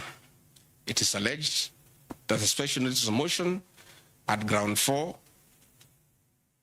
had a gross violation of the Constitution, that I publicly attacked the Lady Justice Esther Maina and falsely threatened to bring action against her.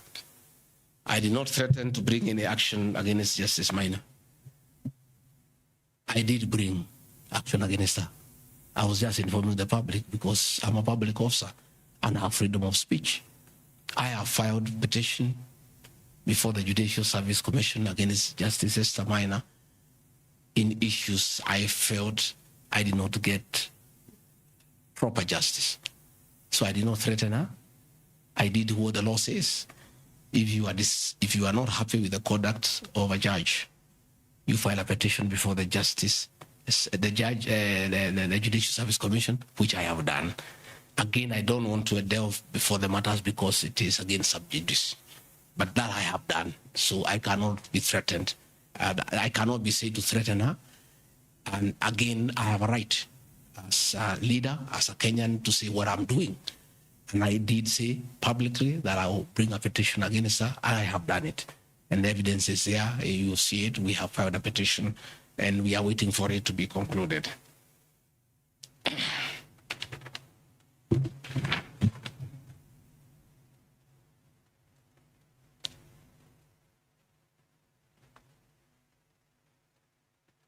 Again, I want to emphasize that my statements were protected speech consequent to a decision by the land judge in a matter involving my personal assets, which I disagree with and found to be wholly unfair. The matter having been concluded at last stage, my criticism of the decision was not sub judice, nor in any other manner prohibited by law. While I respond to the ruling of the land judge, I was in absolute disagreement with it. Contrary to the assertions, the special motion, I did not falsely threaten to bring action against the land judge. I took legal action available to every citizen of Kenya under Article 168(2) of the Constitution, which allows any person to petition the Judicial Service Commission for the removal of any judge, and filed a legal complaint before the Judicial Service Commission in March 2024. Complaint being live before the JSC, discussion of the conduct of the land judge in the said matter here would be sub judice. Diverting materials meant for construction of Kilifi Malindi Highway to tarmac a private load to Vipingo Beach Resort. Again, I said Vipingo Beach Resort belongs to the estate of the late Governor Gachagua. The facts are as follows. King Charles III visited Kenya between 30th October 2023 and 3rd November 2024. During his state visit, one of the designated places where King Charles III was to visit was Kuritu Marine Conservancy, which shares a road with the Vipingo Beach Resort. And it's a public road, by the way, it's not a private road. I have annexed a copy of the program of the state visit to Kenya by King Charles III, marked RG, which at page 13 on items 63 and 64 shows his departure and arrival at Kuritu Marine Conservancy. As I was walking around, I slept there, I think 2-3 weeks before the arrival of the king. And as you all know, I walk every morning. And as I walked on that road, I found there was a lot of activity and tarmac was going on. I was very happy and I asked what was happening. And I was told that the king himself, the third, will be coming. So, like all other residents of that area, we are very indebted to King Charles III. That this was done very speedily.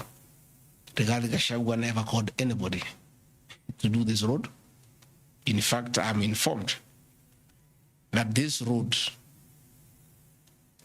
is donor funded, the one to Kilifi, and there is a component of corporate social responsibility. And I have learned after I have inquired that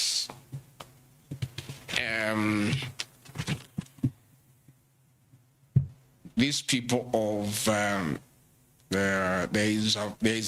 that road is called Takaungu Shariani Vipingo. It's off the main road, and I am made to understand that Kuritu Marine Conservancy Vipingo Secondary School, Shariani Primary School, among other stakeholders, including a public market, applied to Kenya to be considered for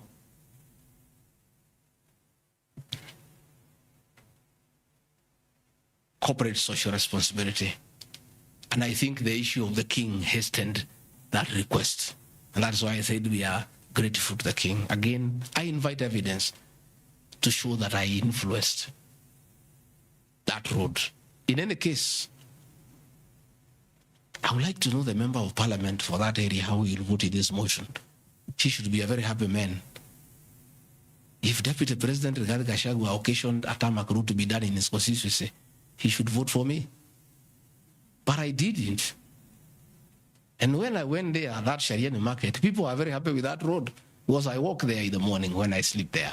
People are very happy with that road. The secondary school there, the boys and girls are very happy. The primary schools are there. And again, contrary to the assertion by the Honorable Mutuse, it's not a private road, it's a public road. And it is serving many people, a primary school, a secondary school, a market, and a whole community, including the family of the estate of the late Governor Rigathi Gachagua. We are just beneficiaries of good deeds by our government that were hastened by the arrival of His Majesty the King III. Undermining the President and the Cabinet by allegedly making contradictory public statements from the position taken by Cabinet regarding the evacuation of the people residing along Nairobi River. To start with, for the record, President William Ruto has never complained to me that I have undermined him. If he has told that to Honorable Mutuse, I would like to know that he has complained to Honorable Mutuse that his deputy has undermined him. Article 147 of the Constitution provides the Deputy President shall be the principal assistant to the President and shall deputize for the President in the execution of the President's functions. Article 28, which states that every person has inherent dignity and the right to have that dignity respected and protected. Article 29C, which states that every person has the right to freedom and security of the person, which includes the right not to be subjected to any form of violence from either public or private sources. Section 152G1 of the Land Act, which states that notwithstanding any provisions to the contrary in this act or in any other written law, all eviction shall be carried out in strict accordance with the following procedures. A, be preceded by proper identification of those taking part in eviction or demolitions. B, be preceded by the presentation of the formal authorizations for the action. C, where groups of people are involved, government officials or their representatives to be present during an eviction. D, to be carried out in a manner which respects the dignity, the right to life and security of those affected. Included special measures to ensure effective protection to groups and people who are vulnerable, such as women, children and elderly and persons with disabilities. F, include special measures to ensure that there is no arbitrary deprivation of property or possessions as a result of the eviction. G, include mechanisms to protect property and possessions left behind involuntarily from destruction. H, respect the principles of necessity and proportionality during the use of force and give the affected person the first priority to demolish and salvage their property.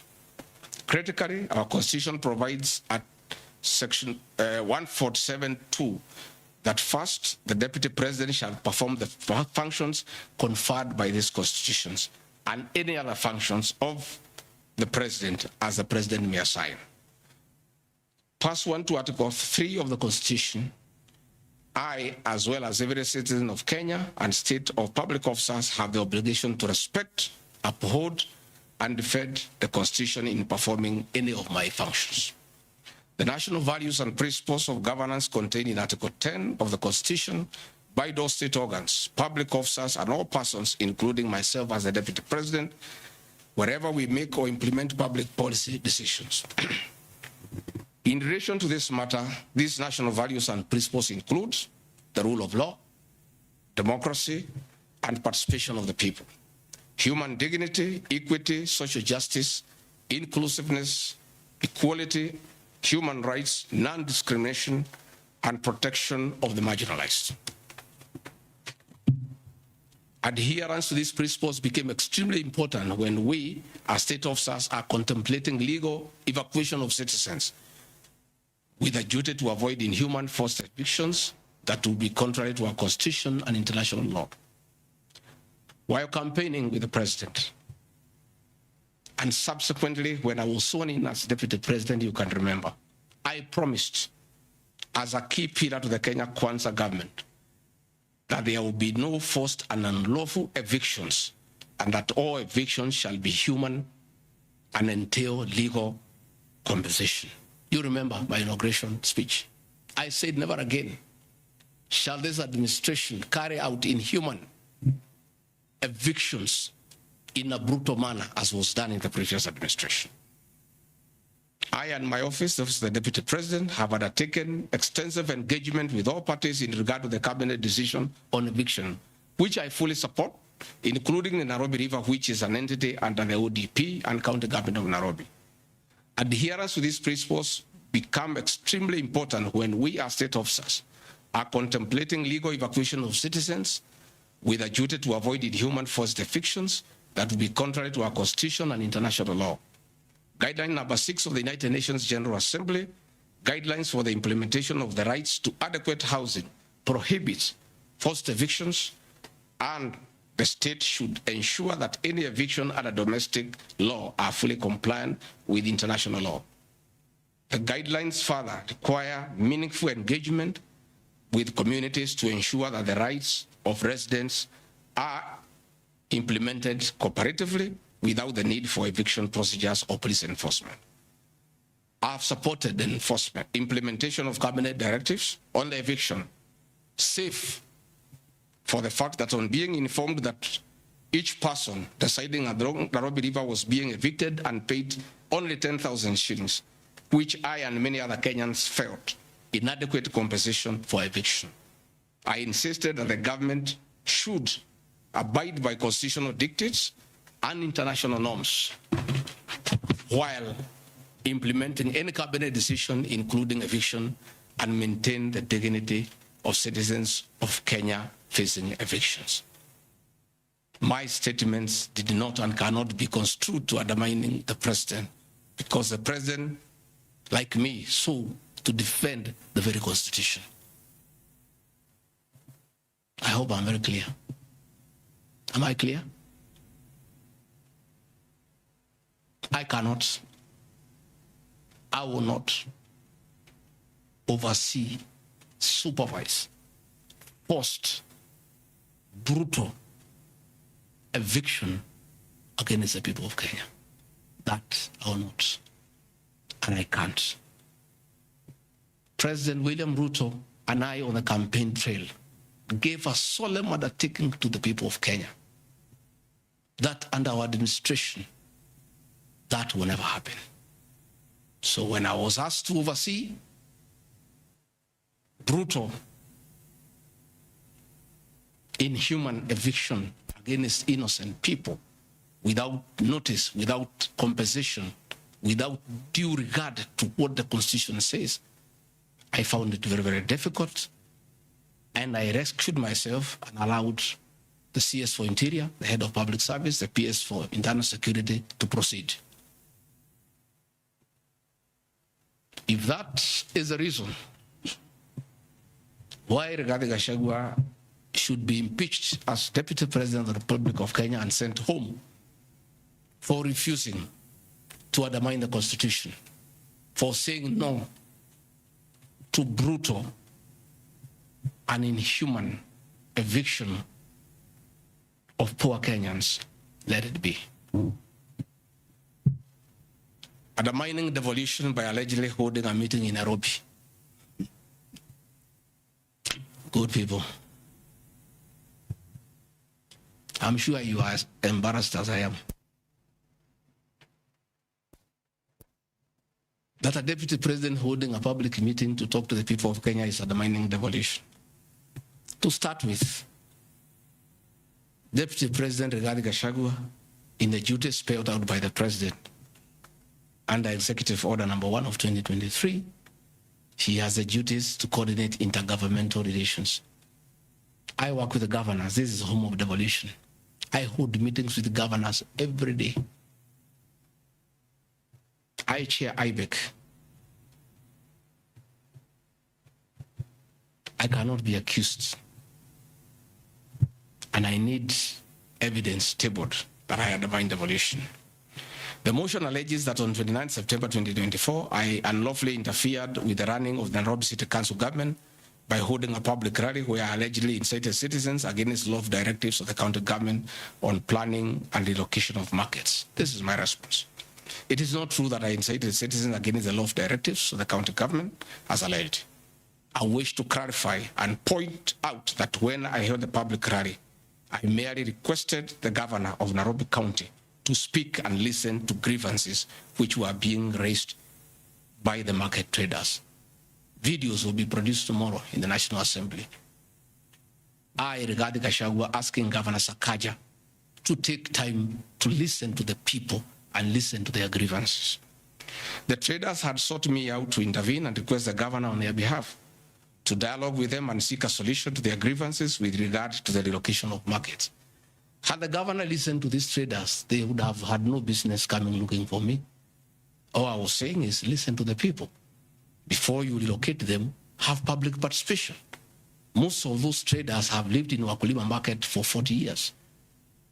They wanted to discuss with the governor what happens to us, what happens to our customers, what happens to the distances that we cover, what about the extra cost of going to the new relocation. And I think the traders were right. Requesting a meeting with an elected leader is their right.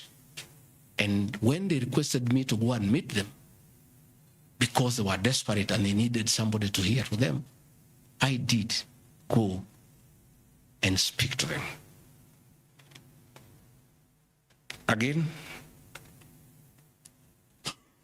this motion alleges that on 20 September 2024, I unlawfully interfered with the running of the Nairobi City Council by inciting citizens against law directives of the county government. The leadership of Nairobi business traders approached me sometime in March 2024 at my official residence to discuss multiple issues affecting business and requested engagement in the resolution and intervention on these issues adverse to business. Consequent to this meeting, I directed that short, medium, and long-term strategies be undertaken, coordinated by the Office of the Deputy President, to address the issues raised that are cross-cutting with agencies including KRA, Kenya Post Authority, Counterfeit Authority, Kenya Bureau of Standards, the National Police Service, Kenya Copyright Board, given that devolution is under the Office of the Deputy President. I was just doing my work. On 11th April 2024, the Small Traders and Government Agencies Technical Committee, coordinated by my office, held a meeting to discuss issues raised by the small traders, including Udhuru Market, attended by ODP staff in a supportive role in keeping with the draft framework of cooperation and engagement between government, Nairobi City County, and the Nairobi business traders. Subsequent to that meeting, a meeting on 24th April 2024 between Nairobi City Council and the Nairobi small traders and numerous others, the ODP on 22nd July 2024 invited His Excellency Johnson Sakaja, amongst other state officers, to a meeting at ODP. Officers scheduled for 22nd July 2024 to review the draft framework of the cooperation and engagement between the small traders and the government of Kenya. On 3rd September 2024, the ODP wrote to Governor Johnson Sakaja and all other stakeholders submitting a final combined draft of the framework for review and feedback. After all the engagement between all the parties and the draft framework, Governor Sakaja decided to arbitrarily proceed with the relocation of Muthurwa Market. That gave rise to the cry by the people. Meetings had been held, a framework had been agreed on. And as an elected leader, as deputy president, I think going to listen to people who are in anguish, who are crying, is responsible leadership. The government that President William Ruto and I leads is a listening government. And going to listen to people cannot be an impeachable crime. I would like to know how members of parliament would want to send me home for going to listen to people who are crying that they need to be listened to. I would like to understand. Undermining devolution by allegedly holding meetings to fight alcohol.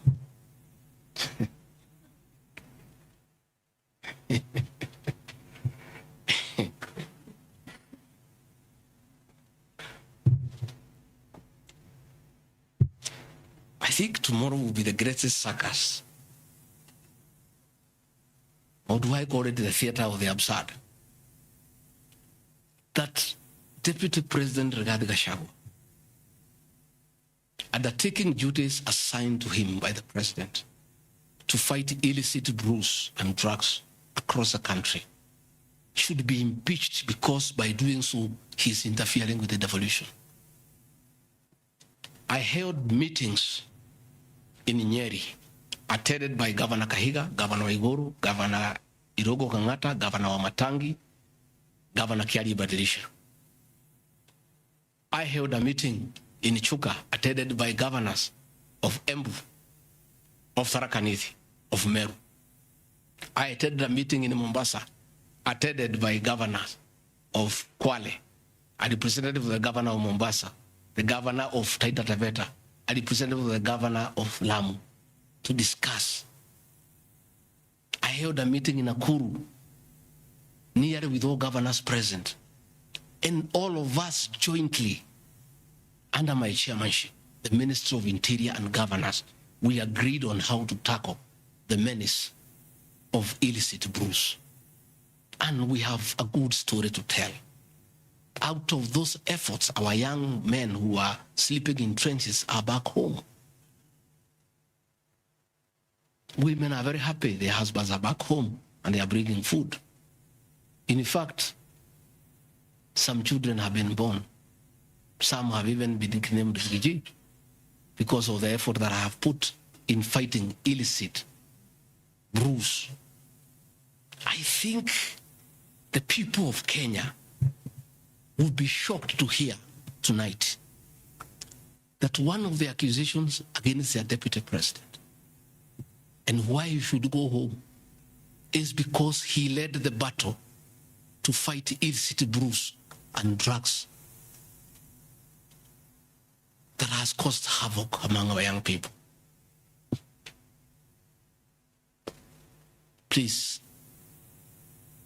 if Rigathi Gachagua is a problem, why don't you assign this job to somebody else? Because this job must be done. We must get our children off drugs. We must fight illicit alcohol. And saying that you want to impeach the deputy president because fighting illicit brews and drugs is interfering with the devolution. I think this is the greatest joke of the year. Even the 291 MPs who signed this motion, most of them, because I know them, have looked for me personally to thank me for the way I have successfully led the war against drugs and illicit brews. And that is why that sham public participation should have had my responses, so that the women could hear that one of the accusations against the deputy president is that he should be sent home because he was leading the war against illicit brews and drugs. I don't know. I think there is something wrong in this country. That somebody has sat down to draft a motion to impeach the deputy president of the Republic of Kenya. And one of the grounds is that he has interfered with the devolution. by leading the war to fight illicit brews and drugs. This is a height of absurdity. And Parliament will be the theater of the absurd. I would like to hear what is the nexus between fighting illicit brew and interfering with the devolution. I would like to know. I've never had any governor complain. I've never had any MCA complain. I've never had any Kenyan complain. The only Kenyans who have complained are few. They are the manufacturers who are manufacturing poison under the guise of producing alcohol. Those are the only few.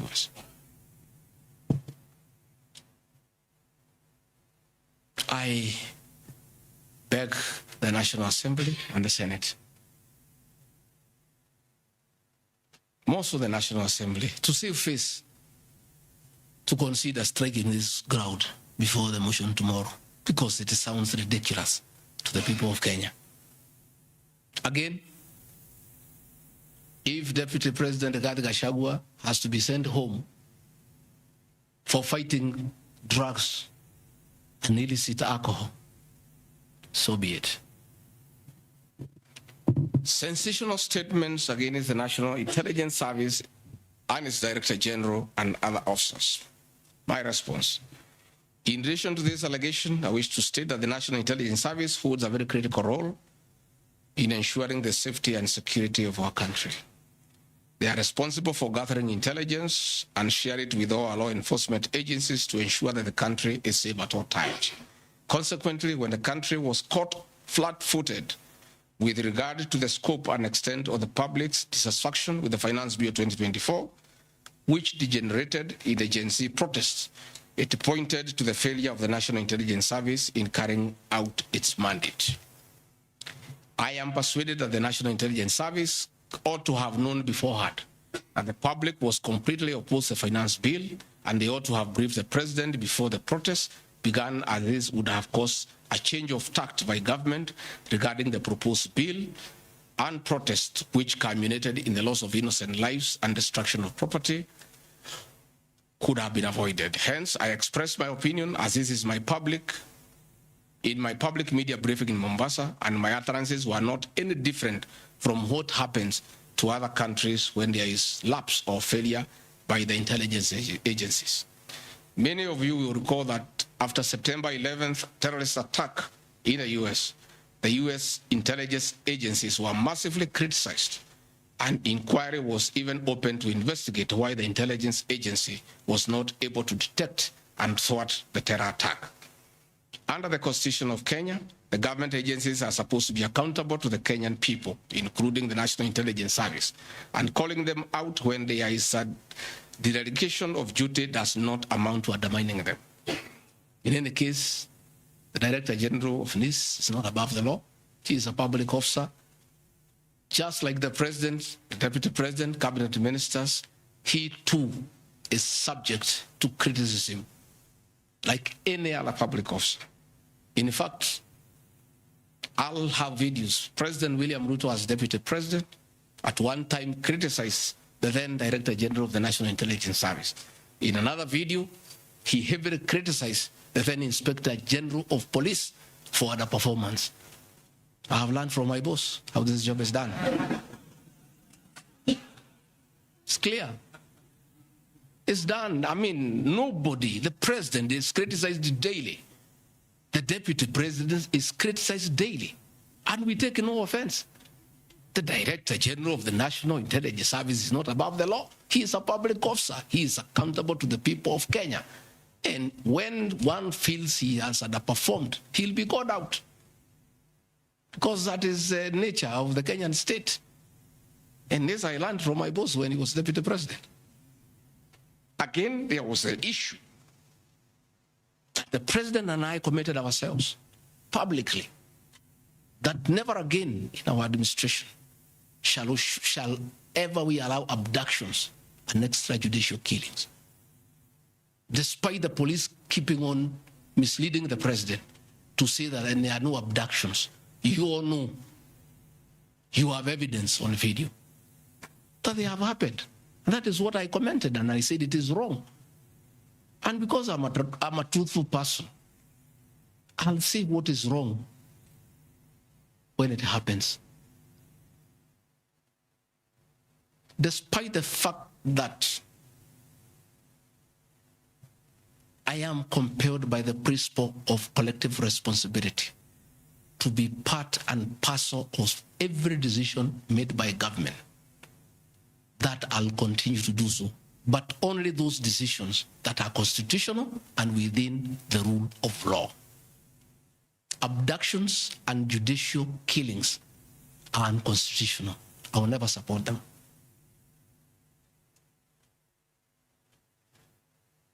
President William Ruto has been criticized left, right, and center. I have not seen him take anybody to court for criticizing him. Why is Rigathi Gachagua being impeached for calling out the Director General of the National Intelligence Service? The Deputy President is criticized daily. The judiciary is criticized daily. The media is criticized daily, including the Star, whom I've criticized today. But that is as far as it goes. And again, despite being just the Deputy President, I enjoy a constitutional right in the Bill of Rights, freedom of speech. And if the Director General of the National Intelligence Service is aggrieved, there are mechanisms of how he can take me to court and sue me for defamation. And I'll be able to argue why I said what I said. So that is not a ground for impeachment. I mean, that is curtailing liberties, the freedom of expression, the freedom to hold public officers accountable for their actions.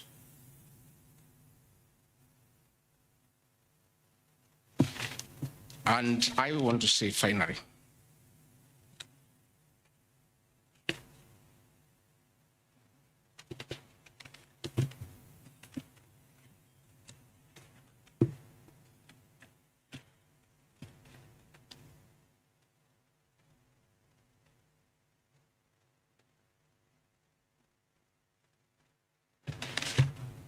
I think I've literally addressed all the grounds because I felt it's important for the people of Kenya to know the allegations against the Deputy President and his responses.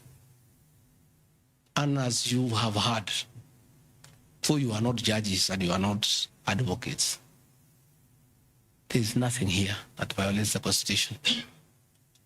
There is no gross misconduct. There is no crime that has been committed.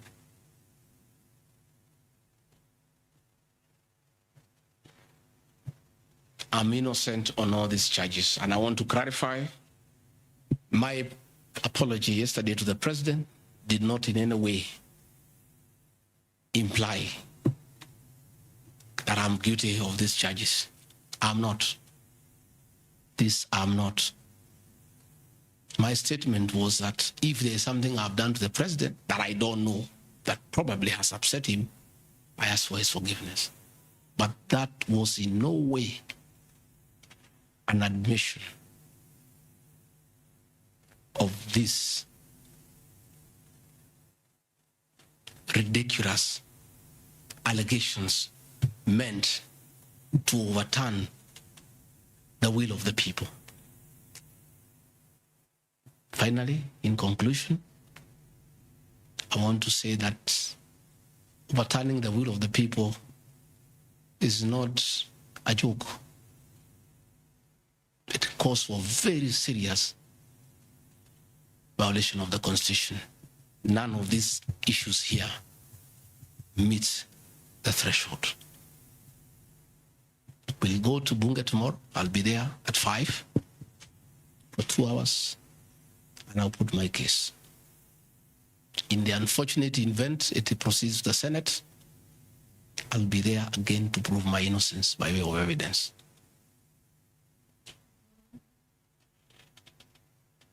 When I called this press conference, there was a lot of speculation that Rigathi Gachagua wants to resign.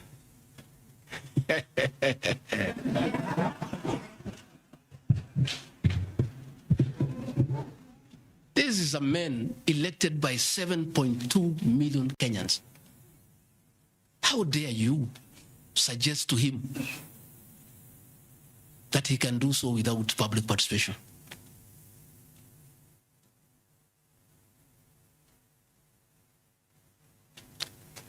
I have no intention whatsoever to resign from this job. I'll fight to the end. I have tremendous respect for our judiciary and the professional judges of the High Court, the Court of Appeal, and the Supreme Court. And in the professional manner, they have handled serious issues affecting Kenya. The impeachment of a deputy president elected by 7.2 million Kenyans is not a small matter that can hastily be decided by a few members of parliament and senators and wish it away.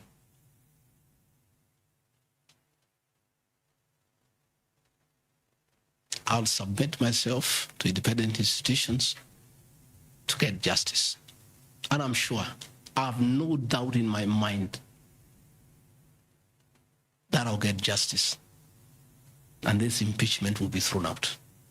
And I'll carry out my duties as deputy president. That is why anybody sending feelers to me to resign is a joker. And I found a few people using my friends to come and sweet talk to me. Please, my friends, I don't want to become enemies with you. When you are given such silly messages, don't bring them to me. I have no intention. I cannot resign. I did not give myself this job. I was given by the people of Kenya. I've done nothing wrong against the people of Kenya whatsoever. I've worked hard. I've been very loyal to my boss, President William Ruto. I have worked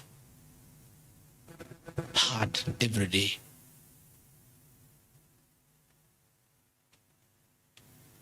And I will not be distracted. I think there's one issue I've forgotten, one ground.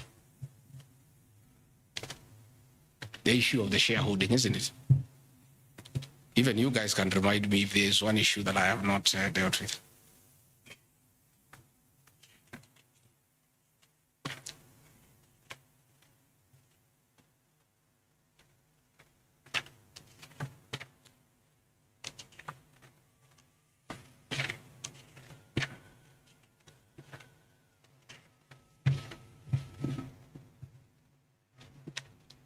Can somebody there give me my notes on shareholding?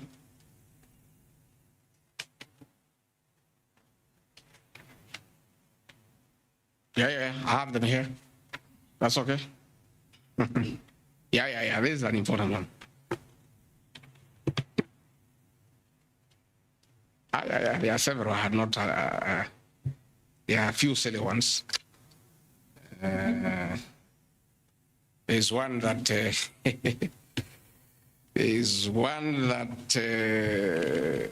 I'm conniving with cartels in the tea sector to block KTDA from implementing guaranteed minimum returns that would benefit small traders. The allegation is not true.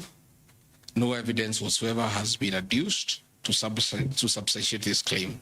As far as I know, I've successfully completed my mandate, which was assigned to me by the president, which culminated into creating synergy between people who had taken KTDA to court and suspended the operation of the Tea Act. As a result, the Tea Act now is in operation. The president never mandated me to take over the affairs of the Ministry of Agriculture. He asked me to spearhead tea reforms. I did the tea conference in Kericho, brought all the stakeholders together, and as a result, I created a synergy among all the stakeholders. And we agreed that those people who had gone to court withdraw the cases, and now the Tea Act is operational, and that will see meaningful reforms. As to claims that I have stopped the selling of tea in Mombasa, there is no evidence to that effect, and I want to call upon the Honorable Mutuse to provide that evidence. Again, in matters coffee, I was given a job by the President to initiate the coffee reforms, which I have done successfully. I held a coffee conference in Meru for 3 days in 2023. For the last 2 years, I have been working with stakeholders, including members of Parliament and the Senate, which has culminated into 2 bills, the Coffee Bill 2023 and the Cooperative Bill 2023. These 2 bills, the Coffee Bill 2023, will see the reintroduction of the Coffee Board of Kenya that will market coffee for farmers without putting profit. We have also recommended the reintroduction of the Coffee Research Foundation or the Coffee Research Institute in Roiro to work on better varieties and drought-resistant crops. Through my efforts, again, I've completed my work. The 2 bills are before the National Assembly. I call upon members of the National Assembly immediately after the impeachment process to embark on these 2 bills and see them to fruition so that farmers can enjoy the work we have done in coffee reforms. I have seen another absurd that I have taken control of a local cooperative society in Madira constituency where I was a member of Parliament. This is false. I should be told which society by name because I know all the societies. I know all the farmers by name. It's really ridiculous. Again, there is no evidence. There is nothing. It's just trying to spoil my name before the people of Madeira who elected me as their member of Parliament. On the issues of shareholding, I think this matter has been discussed for a long time, and I think it's good tonight I put it in proper perspective. I wish to state that the allegation is equally false. None of my family members, allies, or associates are in control of any cooperative society in Madeira. That one I had done.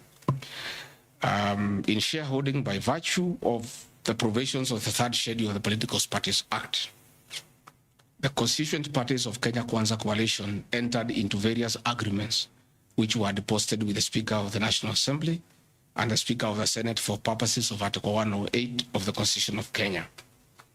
16.2, the following were members, parties of Kenya Kwanza: UDA, ANC, Ford Kenya, PAR, Farmers Party, Chama cha Kazi, Communist Party, Economic Freedom Party, the Service Party, Tujibebe wa Kenya Party, Umoja na Maendeleo Party of Kenya, and the Democratic Party of Kenya. In accordance with provisions of Clause 3E of Schedule 5 of the Political Parties Act, each of the agreements contained in a power-sharing development agenda for certain regions in Kenya. I attach here copies of the said agreement. I'll give you the Kenya Kwanza agreement so that you know when I talk about shareholding, I'm not talking about Kenyans, I'm talking about this agreement that was signed by President William Ruto and almost everybody else on how power will be shared. I've never talked about sharing resources. I have been talking about power sharing for people to get what they deserve in sharing power in accordance with this agreement. Like, for example, in an agreement between UDA, ANC, and Ford Kenya, the UDA would nominate the president and the deputy presidential candidates, which has happened. I got my share, although I have no share certificate.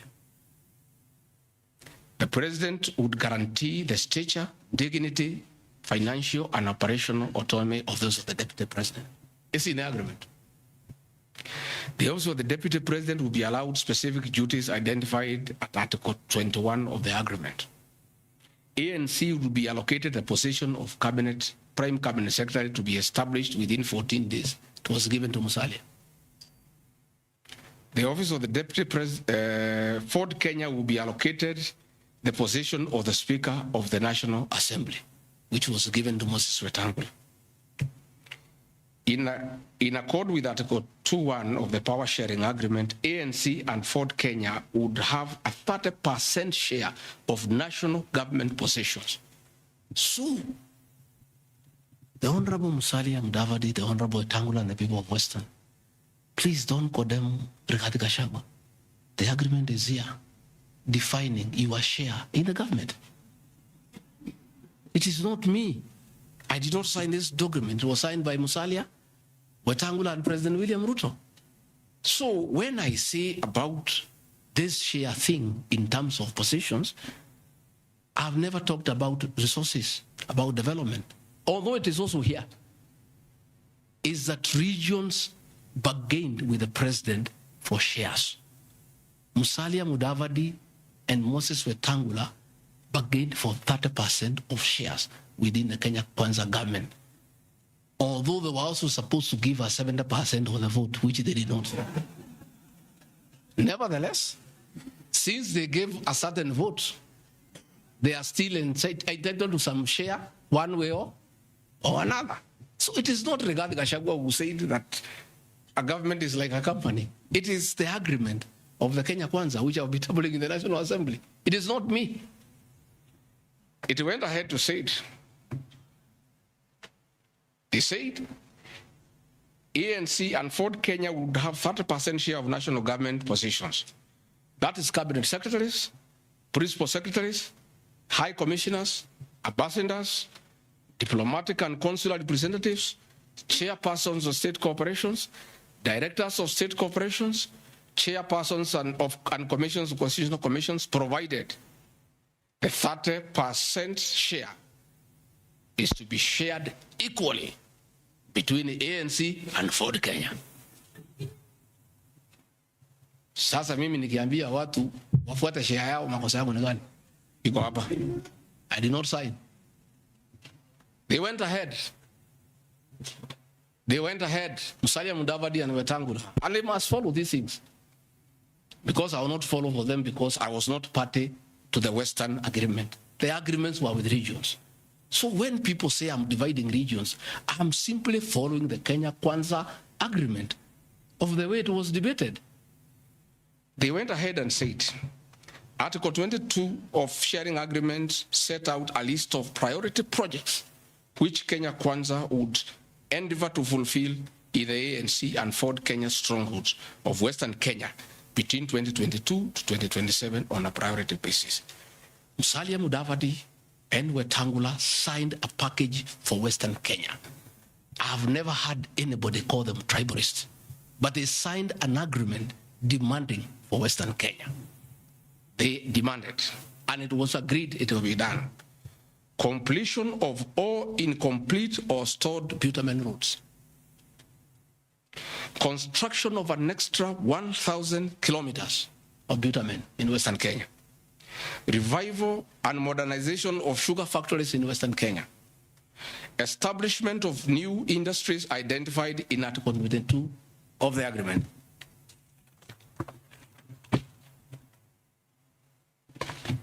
Ladies and gentlemen, this is the Kenya Kwanza agreement on shareholding. What crime has Rigathi Gachagua committed to be impeached by saying what President William Ruto appended his signature to, with Musalia Mudavadi and Wetangula who will preside over my impeachment? What crime has this man committed? The crime of this man is just being truthful, because people do not want these things to be known. That is the problem. People have a problem that I'm a truthful man. The people of Western Kenya has now known today what their leaders signed with President William Ruto. It is upon them to demand their share as per this agreement. I did not sign this agreement. I already the people who signed. But because I was present and I'm a truthful man, I fight for the people of Western Kenya. Power sharing agreement between Kenya Kwanza and PAR of Amason Kingi. I want to give two examples. Yeah? In accord with Article 8 of the agreement, PAR would be allocated the position of the Speaker of the Senate. He negotiated for himself. Let's be truthful. You brought this motion, we'll discuss. The people of Kenya must know the truth so that if Rigathi Gachagua is being crucified for being truthful, let the people of Kenya know why he is being crucified. How can Moses Wetangula say I should be impeached because of saying people to get their shares when he is a signatory to a share agreement with the president on what will go to Western Kenya, and then they accuse me of tribalism? They did not say anything should go to Central or Mount Kenya. They talked about Western. When I say something for Mountain, I'm a tribalist. King, he said, position of speaker, you are mepewa. Article 9A of the power sharing agreement, power would nominate the candidate for appointment of one principal secretary when Kenya Kwanza came to power. Amepewa. For Article 9B, the power sharing agreement, Kenya Kwanza and PA would agree on what share of national government positions, cabinet secretaries, principal secretaries, high commissioners, ambassadors, diplomatic and consular representatives, chairpersons, state corporations, etc., etc. Power sharing agreement, that is a word, so that nobody should ever again in this country ever accuse me of talking of shares. It is not me. It is my boss, President William Ruto, who appended his signature with other leaders that Kenya is like a company of shares. It is not me. And he signed the agreements. Sharing Kenya is here, it's being shared. True or false? True or false? They have shared the Speaker, they have shared the Senate, they have shared Deputy President, they have shared the President. That's what I've been saying. And then I'm being told that I'm dividing the country along ethnic lines. I did not append this signature. I'm just being truthful. That is my crime. People want these things to be hidden so that they pretend to be nationalistic and say Rigathi Gachagua is tribal. But the people who append these signatures are the ones who should explain why they were signing things for their regions only. Yet they say they are national leaders. Power sharing agreement between the Kenya Kwanza coalition on one part and the Communist Party, nini. So, Service Party, at least I saw Chama cha Kazi, they say the party leader should get something. Moses Kuria was given something. The Service Party of Mwangi Kiujuri got nothing. You know? So, unajua sasa, ile shida iko Kenya hii ni ukora. And people not being truthful. The agreements are here. Like in a Communist Party, they have been making noise. They signed an agreement, they have not seen anybody. Yeah? So,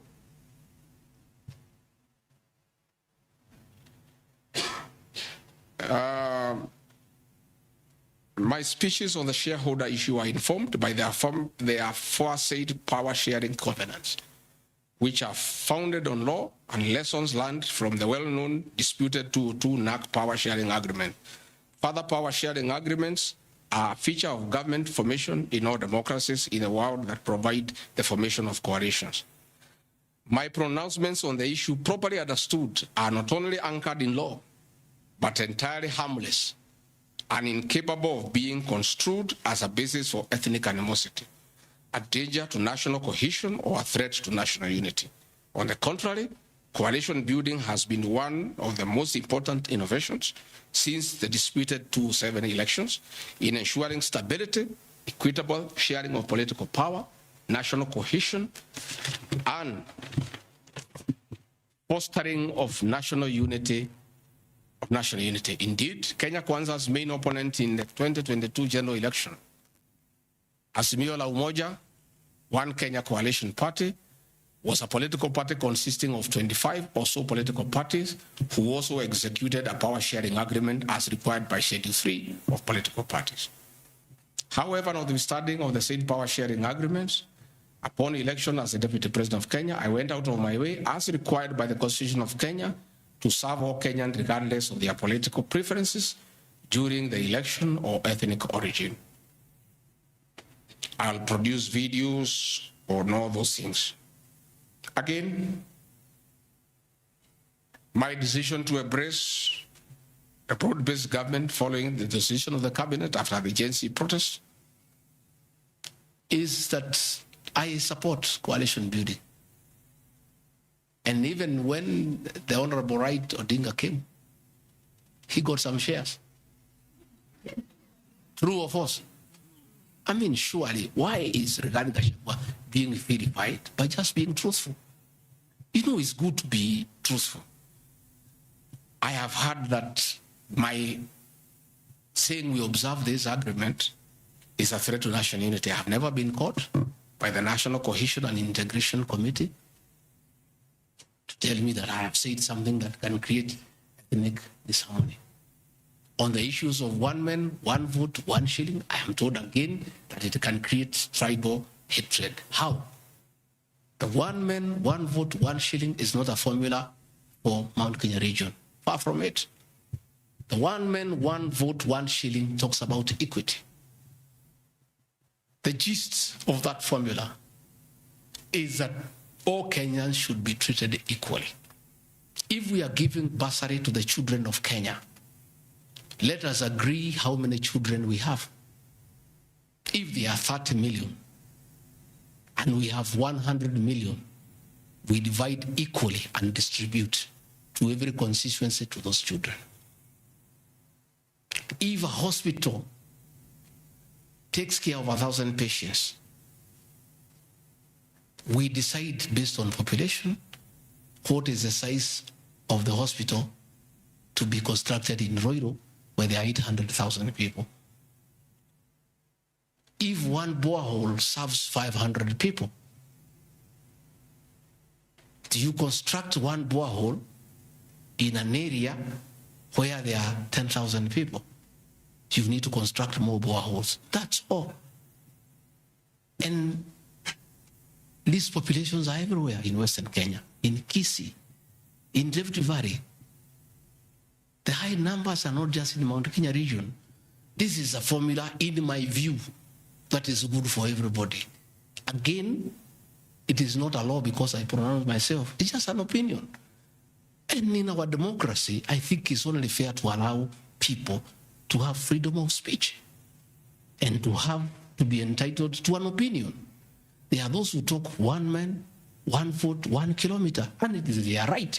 And we should also listen to them and consider.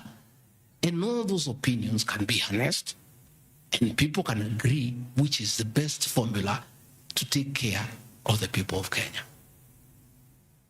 That is all I said. I wanted to read to the people, of course, the projects that were negotiated, but I don't seem to have that page. I produce it tomorrow in Parliament. So that when they hear I am fighting, I'm also fighting for them. Mine for the Mount Kenya and President William Ruto, we never wrote anything because I'm a very trusting man. So is my people, as we did word of mouth. So once in a while we may argue kidogo kidogo because there's nothing written. So sometimes it's when people say I'm blackmailing the president. I'm simply asking, my boss, we agreed the following, can we please do it? We agreed this on that, can we do it? We agreed that the people of Mount Kenya who had been given jobs by Uhuru will not be removed without being replaced. We don't seem to be honoring that. Can we honor it? We agreed where we needed to replace somebody who has not performed. We exchange 1 for 1. Can we do it? We agreed that we need to give Mau Mau roads priority. Can we please do it? Because that is what we agreed. It's simply people being honest with each other and living true to a gentleman's agreement. That is what it is about. So I wanted to explain to the people of Kenya, I am not against any region of Kenya. I am just a crusader for honesty and for fulfilling written and unwritten agreements. That is all I am. I say if we agree on something, please let's do it. If we agreed we shall do ABCD before we are elected, let's do it. If we agreed we shall not brutally evict innocent people, please let's not do it. If we agreed that we shall create a good business environment for people to do business, please let's not do it. If we agreed there shall be no abductions and extrajudicial killings, please let's be true to the people of Kenya. That is all. So I want to thank every one of you. And because I've been in Parliament, I don't think it's necessary to have questions. I've been very, very clear on no issues, why I called this a press briefing. I've said I'll be in Parliament tomorrow. I've asked my team to try to give you all the materials so that you can also go and digest. But I think I've prosecuted my case before my employers, the people of Kenya. And I trust, because the members of Parliament are also listening, they'll be fair, they'll be just, and they'll be true to their conscience and do the right thing, and not hang an innocent man without evidence. I wouldn't mind being crucified if there was evidence, but there's nothing. Nothing. Zero. I've explained myself to the fullest. And I think you and the people of Kenya have heard me. Let me thank all of you for giving me this time, and I appreciate the media for your role to inform the people of Kenya, to educate them, to entertain them, and keep them abreast with what is going on. I want to thank you for your coverage of the short public participation on this impeachment motion, because you exposed it for what it was, and your video clips are very useful for us as we argue in courts of law. You guys are wonderful. You are good people. No wonder you are called the fourth estate.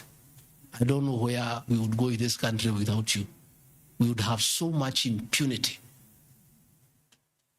We would go back to dictatorship without the media.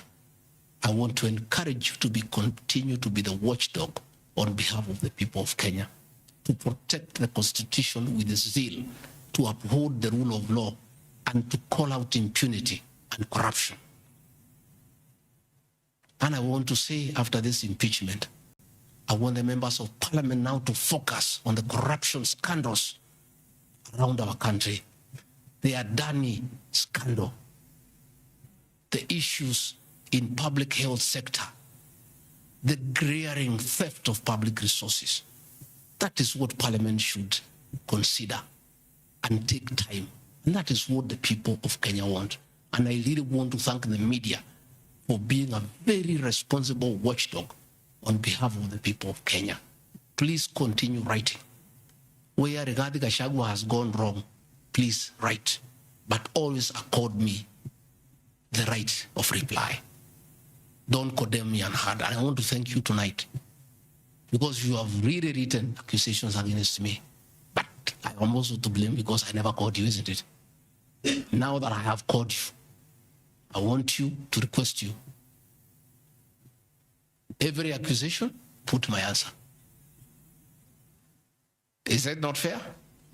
Let the people of Kenya judge. You want to ask questions? Yes. But not outside this. Okay. Your Excellency, thank you. We appreciate you hosting us here.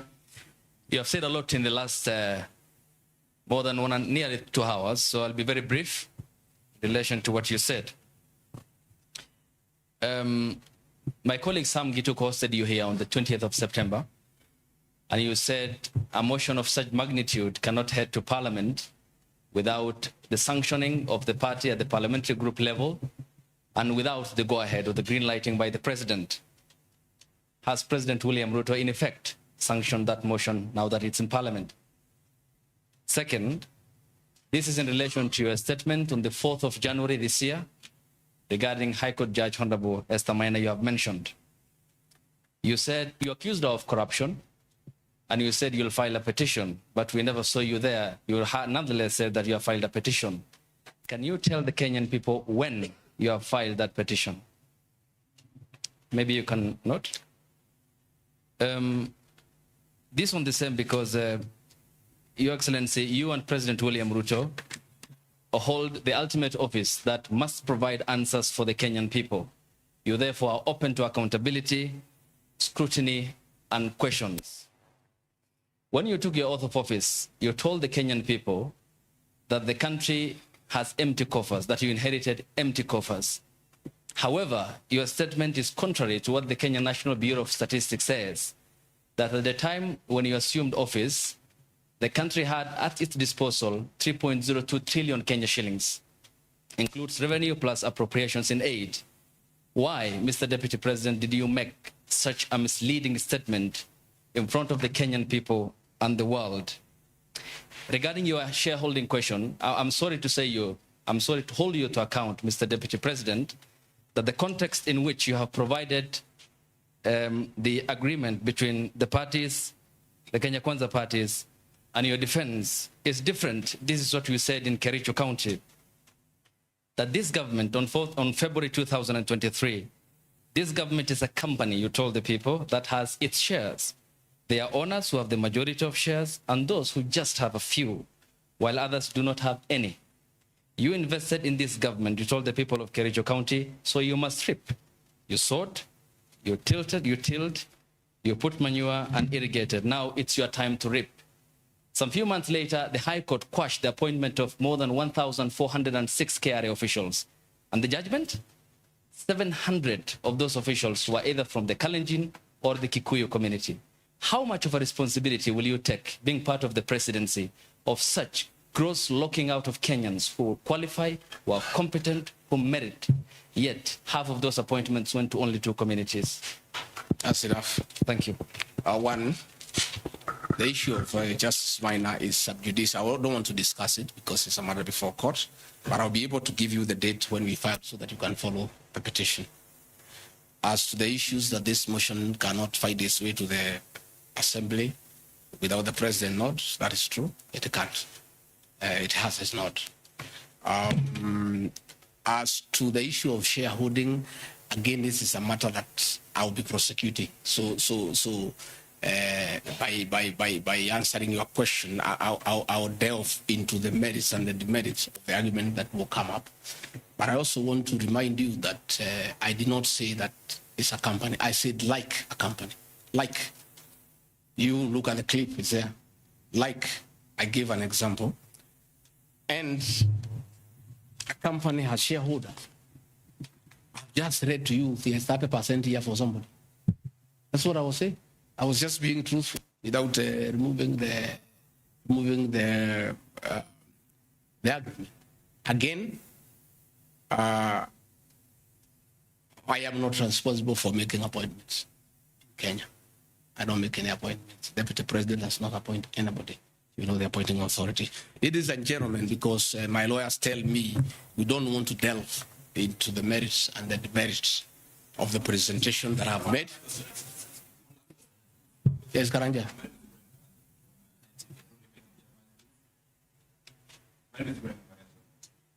NTV. Your Excellency, when you apologized to President Uhuru Kenyatta, you said that the words used then were out of political reasons. That's why you are apologizing. So why should Kenyans believe you today that what you're saying is not for political reasons, for your own immediate benefit? My second question, Your Excellency, what next if this impeachment happens tomorrow? If you're impeached, what next for you? If you're not impeached, then what next in this political marriage between you and President William Ruto? Let's say your answer is what I've discussed here are facts. It's for the people of Kenya to look at the facts and decide whether they have the necessary veracity or not. As to what I'll do or not what I'll do, let's cross the bridge when we get there. My name is Joel. I think, good people, we have had a long night. We have had a very long night, and you need to go and file your story. I want to once more thank you very much. Good people, asanteni sana, Mungu awabariki. Tutaonana kesho. Thank you.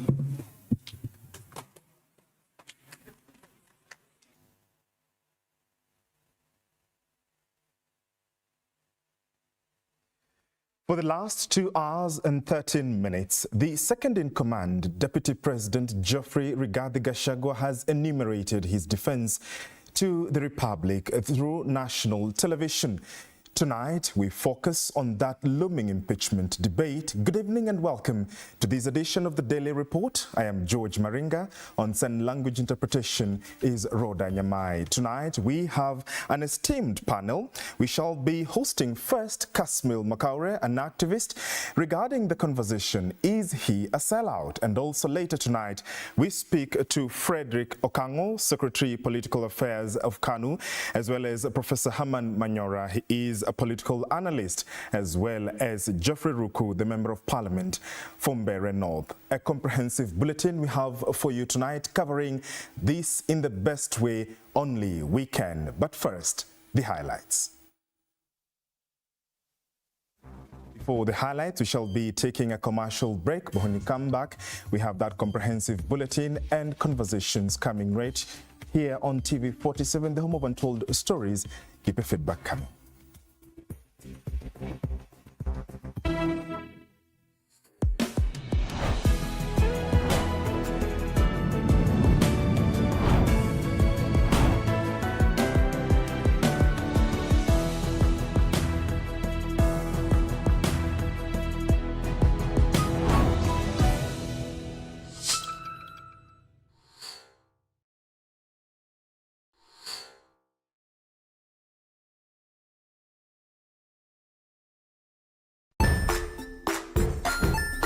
Hey there friends, welcome to Kids on the Block, where fun and imagination come alive.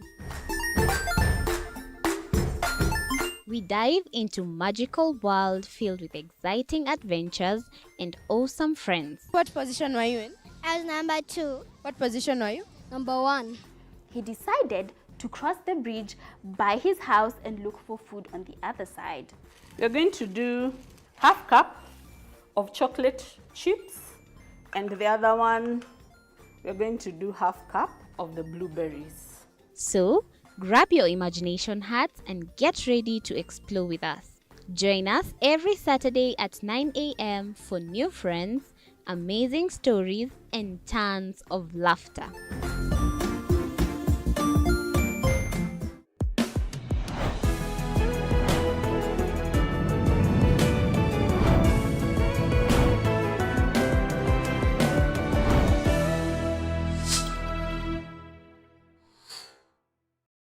Join us as we explore the journeys of those who defy the odds and break barriers.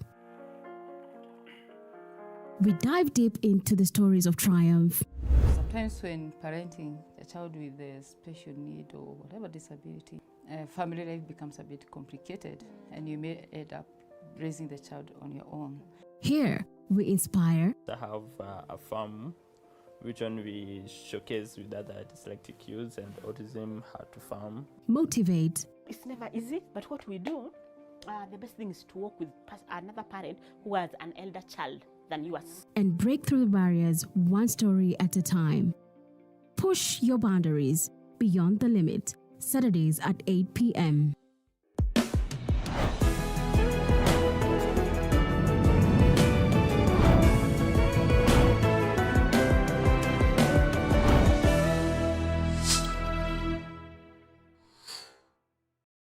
The Grind, where business meets brilliance. It's not just about the ideas. I was working as a shampoo boy. I used to wash clients' hair on the sink. It's about making them happen. From big wins. In primary school, when we would be asked what people want to be, I was categorical that I want to be a nurse. To hard lessons. The consoles change, the gaming equipment keep changing. We cover it all. Tune in to The Grind, where every episode is packed with insights. The person who is serving customers, always be a customer-centric. Strategies. When you pay attention to detail, you get luxury items. And stories to fuel your ambition. Don't just dream it, grind it. Mondays at 7:30 p.m.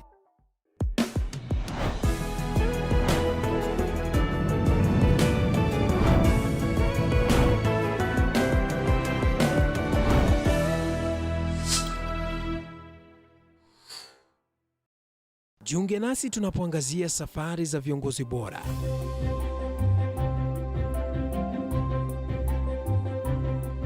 Kutoka kwa ushindi mkubwa hadi masomo magumu. Wakati wetu kwamba wasichana si wa kusoma, ni wa kuolewa, ng'ombe ipatikane, wazazi wakuwe watajiri. Tunashughulikia yote.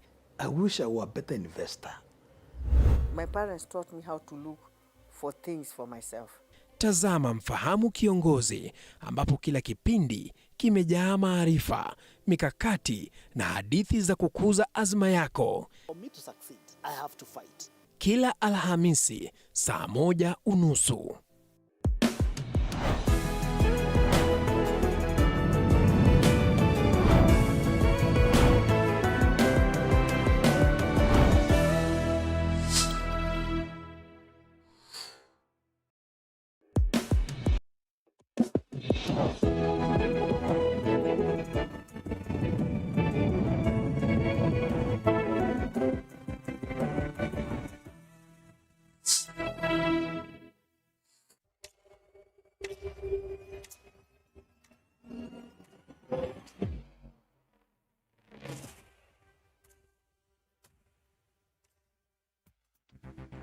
It is the 7th day of October 2024. Good evening and welcome to the Daily Report right here on TV47, the home of untold stories. I am George Maringa. On sign language interpretation is Irene Chebiwot. Tonight we have a rather different program where we focus on two issues. We tonight host Kasmil Makaure. We ask him, is he a sellout? Also later, we delve into the impeachment motion that will be laid on the table or on the floor of the House for debate tomorrow.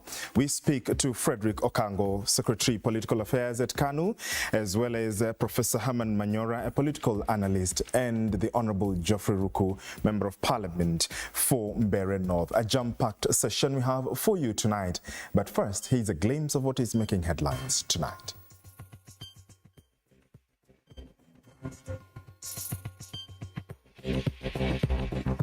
Tonight, in my defense, Rigathi Gachagua lays out his defense ahead of tomorrow's parliament sitting. He says he will defend himself. I will myself, at that time, prosecute my defense for 2 hours. Also tonight, the High Court for the second time declines to grant orders to stop the impeachment proceedings on Deputy President Rigathi Gachagua. But many Kenyans from Mount Kenya are opposed to the impeachment. Who oppose his impeachment are giving the DP much higher marks than those who support the impeachment. Wajir Governor Ahmed Abdullahi elected new chairperson of the Council of Governors.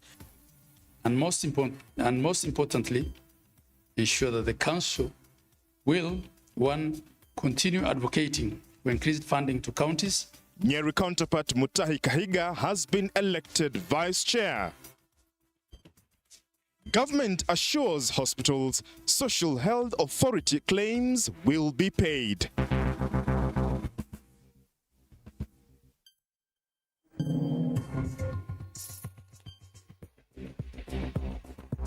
We are broadcasting live from the broadcasting headquarters of TV47 in Kenya's capital, Nairobi.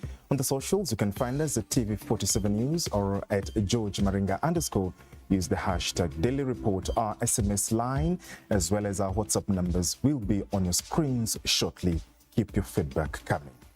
Tonight, Deputy President Rigathi Gachagua has said he is not resigning yet, vowing to fight for his job till the bitter end. Speaking during a media briefing a few minutes ago, the DP couldn't hide the laughter while addressing what he termed as ignorant speculations behind the impeachment effort, blaming his enemies for conspiring to set him up.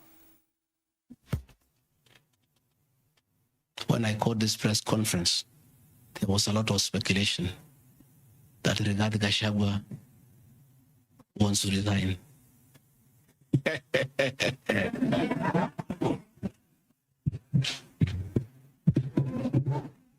This is a man elected by 7.2 million Kenyans. How dare you suggest to him that he can do so without public participation?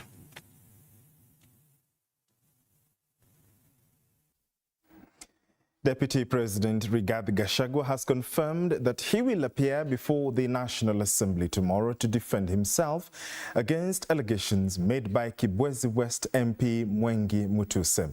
However, he has dismissed these accusations as a political witch hunt aimed at removing him from office, arguing that they have no basis in claims of constitutional violations, gross misconduct, or other offences cited by the legislator. I have been invited to appear in Parliament in the National Assembly tomorrow at 5 p.m. And I want to confirm to the honorable members and the Speaker and the people of Kenya that I'll avail myself at that time and prosecute my defense for 2 hours. And I trust the honorable members will be kind enough to allow me to respond in silence.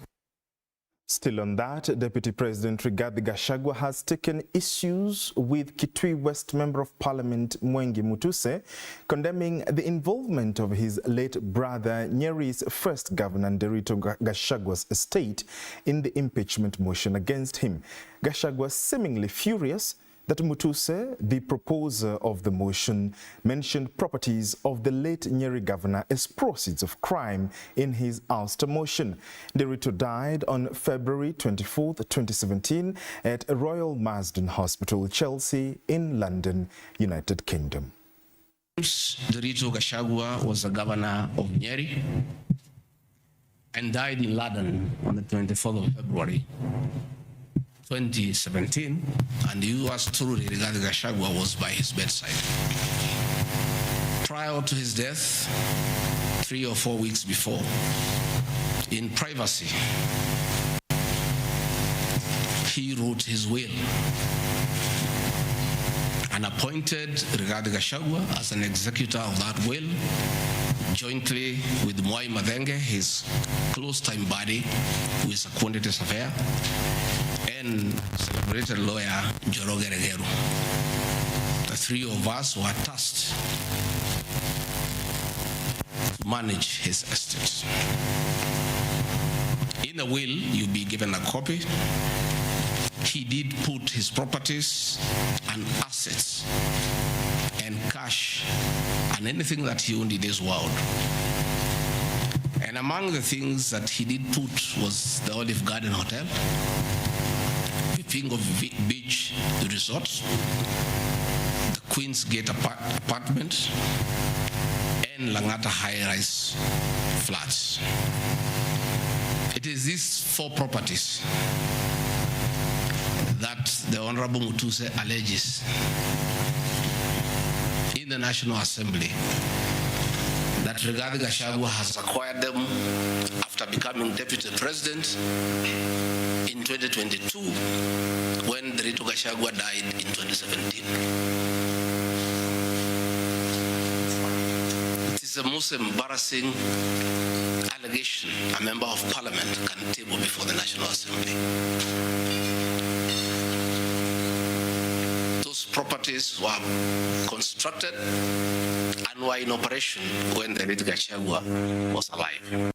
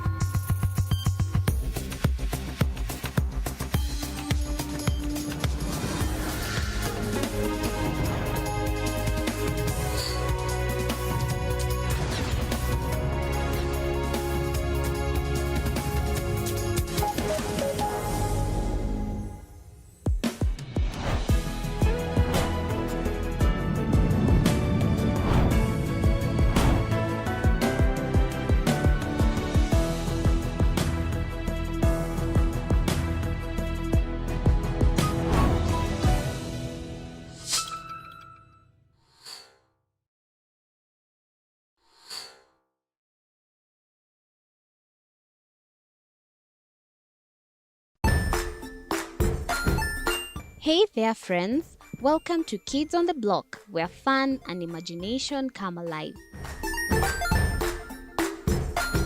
We we dive into magical world filled with exciting adventures and awesome friends. What position were you in? I was number 2. What position were you? Number 1. He decided to cross the bridge by his house and look for food on the other side. We're going to do half cup of chocolate chips, and the other one, we're going to do half cup of the blueberries. So, grab your imagination hats and get ready to explore with us. Join us every Saturday at 9 a.m. for new friends, amazing stories, and tons of laughter.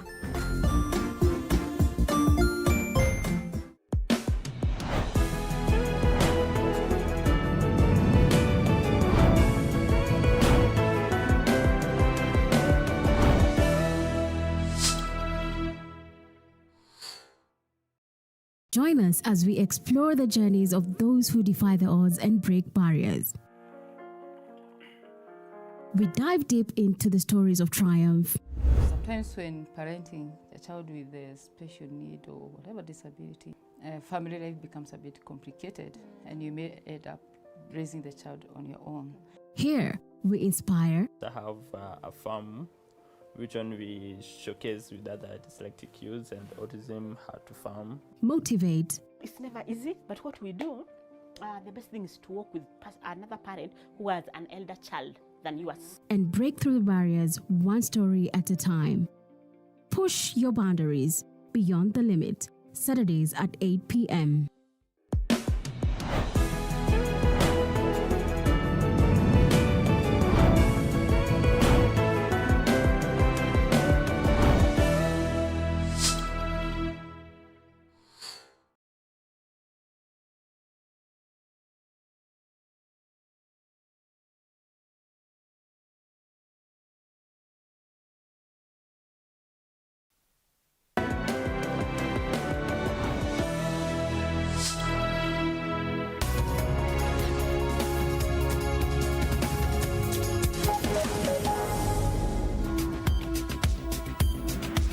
Thank you for staying with us. We apologize for that sound glitch.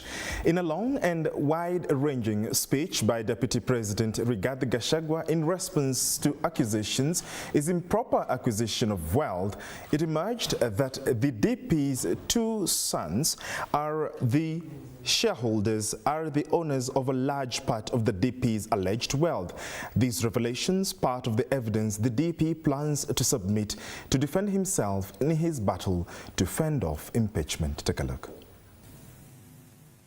Their father is under siege, so they have to come here every day to keep me company and find out what is not happening. This company has not even started. These are young people, children. Why do you want to destroy their future?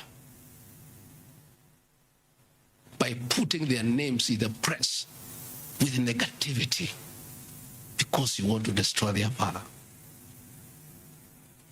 These are innocent boys who have decided to invest in their own country. Why do you want to destroy them? You can destroy Rigathi Gachagua, fair enough, he has lived for 59 years. But these boys, 130 years, why do you want to destroy them? Even by the president, to coordinate development partners and look for investors. Why should the deputy president go to look for foreign investors when his own children can invest at home? Children of many other people I know hide their money in Dubai and Cayman Islands. They don't want to invest here. What crime have the children of the Deputy President of the Republic of Kenya committed by borrowing money from a bank to buy a hotel and spur tourism, create employment, and spur business within the local environment? These boys are so demoralized, asking me, Dad, why didn't you advise us that it's a crime to be your children? That we have no life of our own? That we shouldn't invest in our own country? And if we dare to invest, we should do it under a proxy so that we conceal our identity. Are we criminals by virtue of being a children?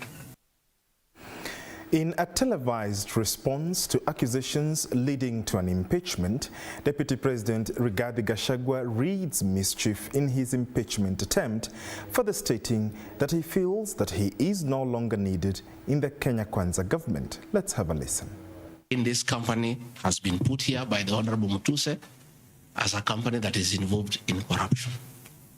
A company set to manage floods belonging to a dead good man who had foresight to think about the future of his children.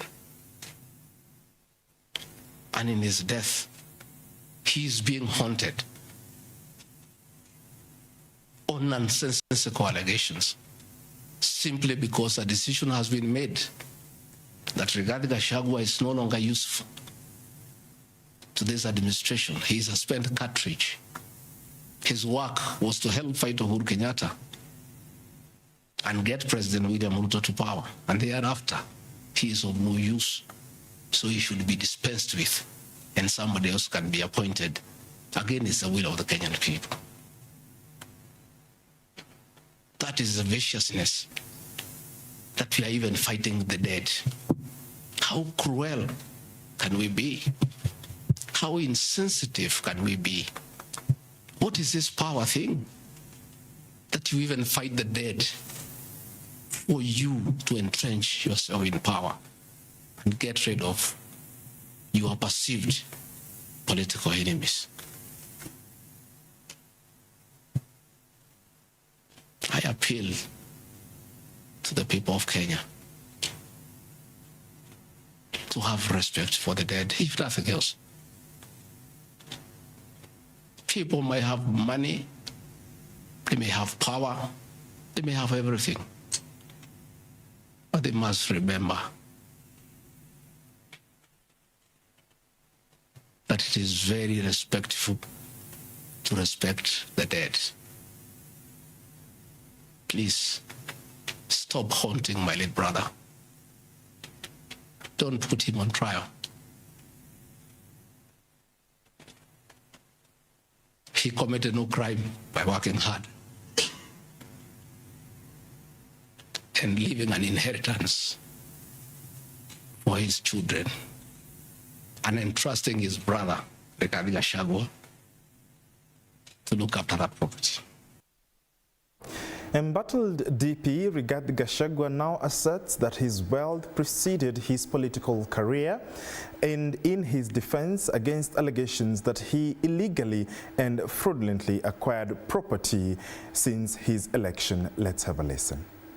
That Rigathi Gachagua was a businessman before he became a politician. And he had a life, and that life is part of his history. So getting companies that were associated with him 15 years ago, 13 years ago, 10 years ago, and publishing them, it's just being mischievous. My life did not start as deputy president. I left university in 1989 and served the public for 15 years.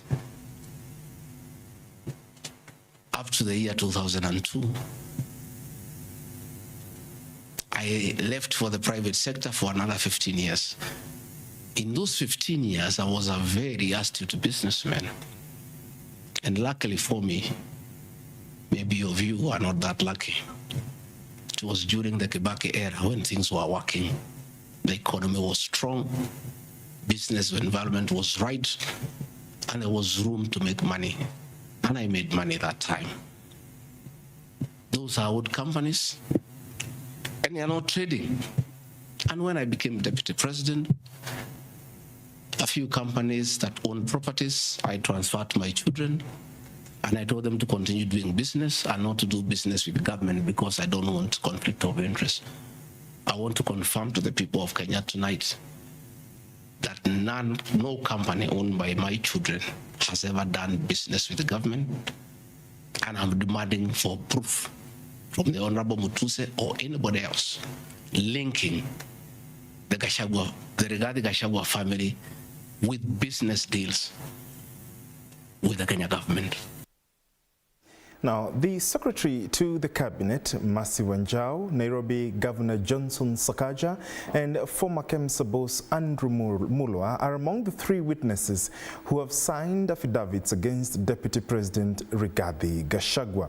The 3 will be testifying to justify the ouster of the second-in-command at the August House. Joash Nsare takes a look at the allegations leveled against Gachagua, who has since denied the allegations.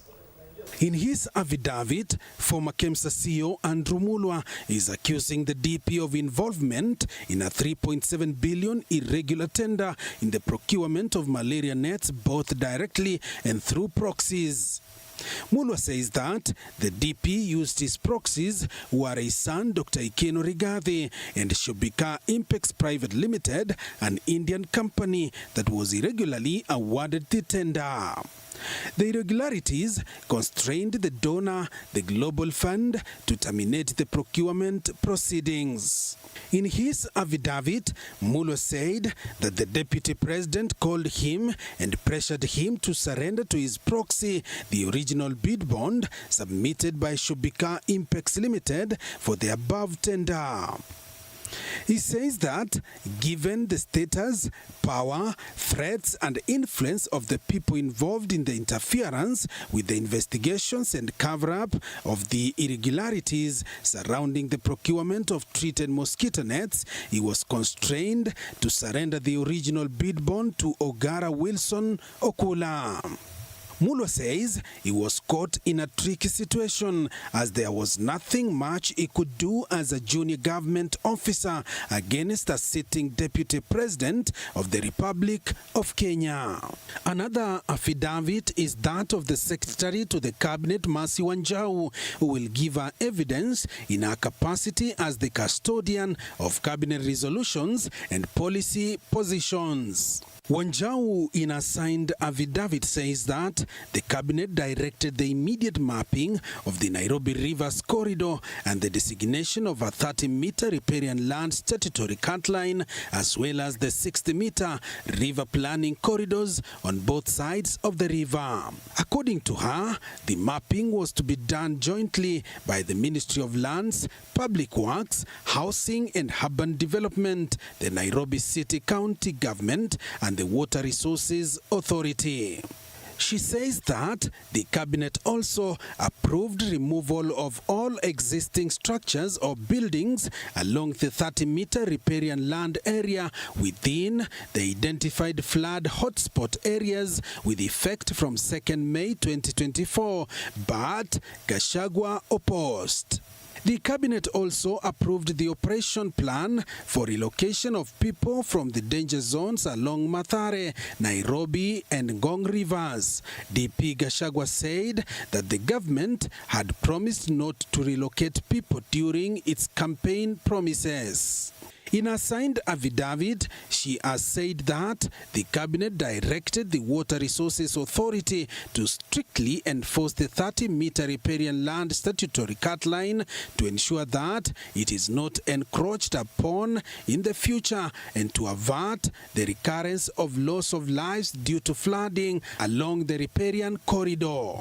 Nairobi Governor Johnson Sakaja, who on many occasions has had fights with Gachagua, is another witness. The county boss says that on or around 2nd September 2024, DP Gachagua, recklessly and mindful of the high calling and dignified status of the office of the Deputy President of the Republic of Kenya, unlawfully interfered with the running of Nairobi City County government by holding a public rally in which he incited citizens against lawful directives of the Nairobi City County government. Sakaja adding that Gachagua has made it his core business to interfere with the implementation of the policies of the Nairobi City County, mainly through ethnic incitement throughout the last 2 years. He has accused the DP of publicly disparaging the leadership of the Nairobi City County government and its decisions. Sakaja says that the DP has interfered with the proper discharge of county government's constitutional functions regarding alcohol control and regulation. In his submission, Sakaja will be seeking to prove that he believes that DP Gachagua's insightful and demeaning public statements and conduct are impeachable offenses to the extent that they undermine devolution, undercut the function and institutional integrity of county governments, and unjustifiably vilify and ridicule the leadership of county governments, especially the Nairobi City County government.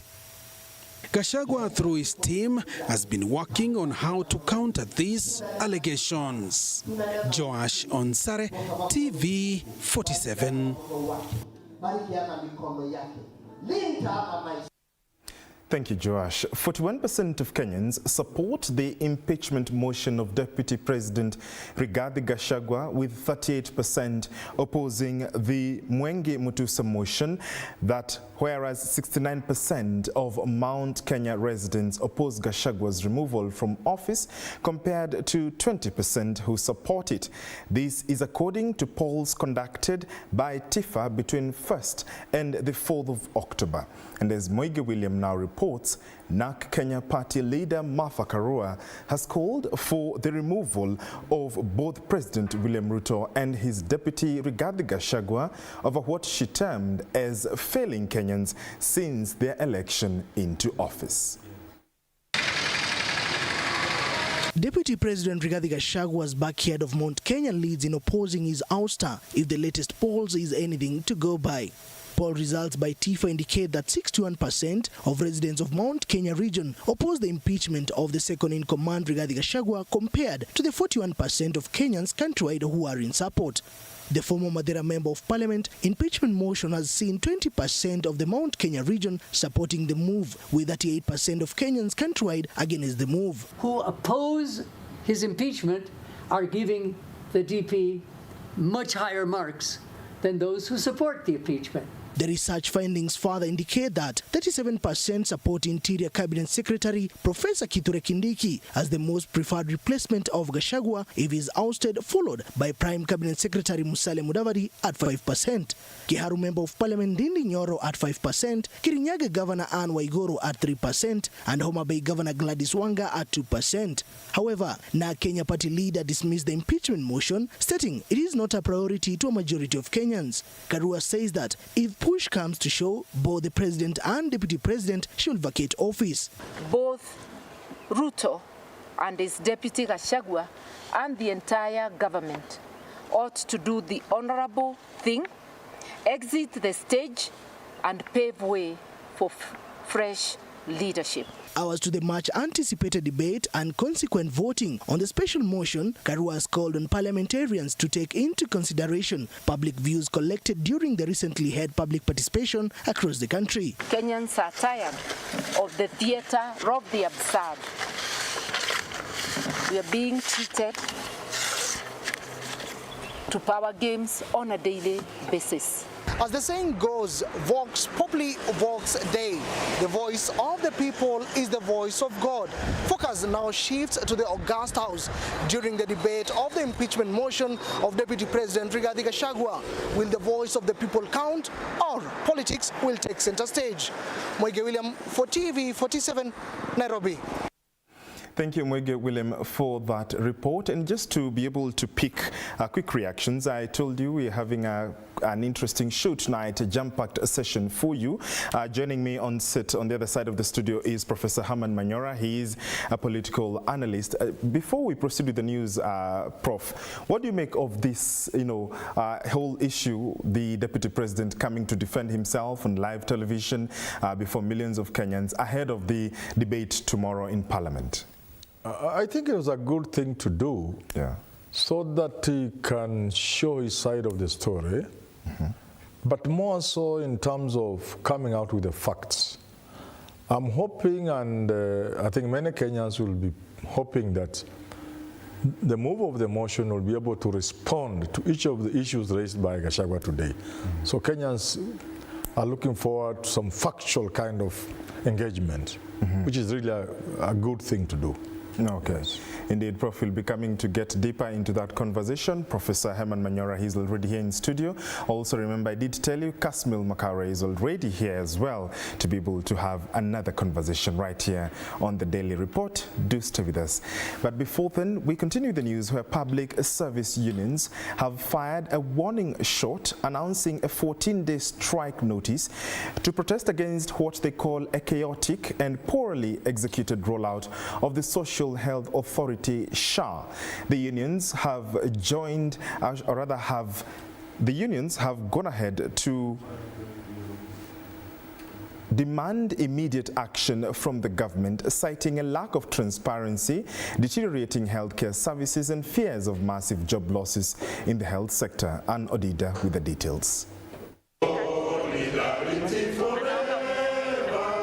In a dramatic turn of events, a coalition of public service unions has fired the first salvo against the government, issuing a 14-day strike ultimatum over what they describe as a gross betrayal of workers' rights. Should these concerns remain unaddressed within the next 14 days, starting today, all the unions here undersigned will proceed on industrial action without any further notice. The SHA Act, it must be reviewed before anything happens. Failure to which in 14 days we are going to lobby 47 plus 48, all our workers right from anywhere. At the heart of the unfolding crisis is the controversial rollout of the Social Health Authority, a transition that was supposed to usher in a new era of universal health coverage, but which instead has plunged the entire public workforce into uncertainty. How they are going to implement the promise of UHC, yet one of the pillars of UHC is access to that healthcare, but they have denied the same. It was unnecessary for them to launch SHA prematurely.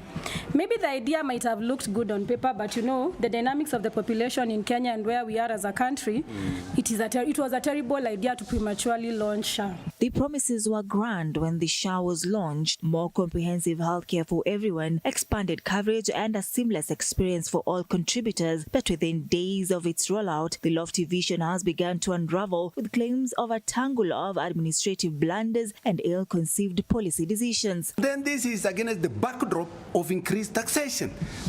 You raise NHIF to almost 300% on the very payroll package that CBAs do not have the congruent increase or corresponding increase in terms of the income and take-home pay. The unions are also sounding the alarm of a job security, warning that thousands of NHIF employees could be left jobless due to the premature SHA launch. We are therefore demanding for an 100% transition of the jobs from NHIF to SHA without anyone losing their jobs. As the deadline looms, the unions have demanded that all public service workers' benefits be reinstated under NHIF or given better alternatives under SHA. With no end to the stalemate in sight, the government faces the very real threat of yet another crippling nationwide strike, one that will no doubt paralyze the healthcare sector just months after the 3-month-long strike that put the nation to a standstill. Ann Odida, TV47.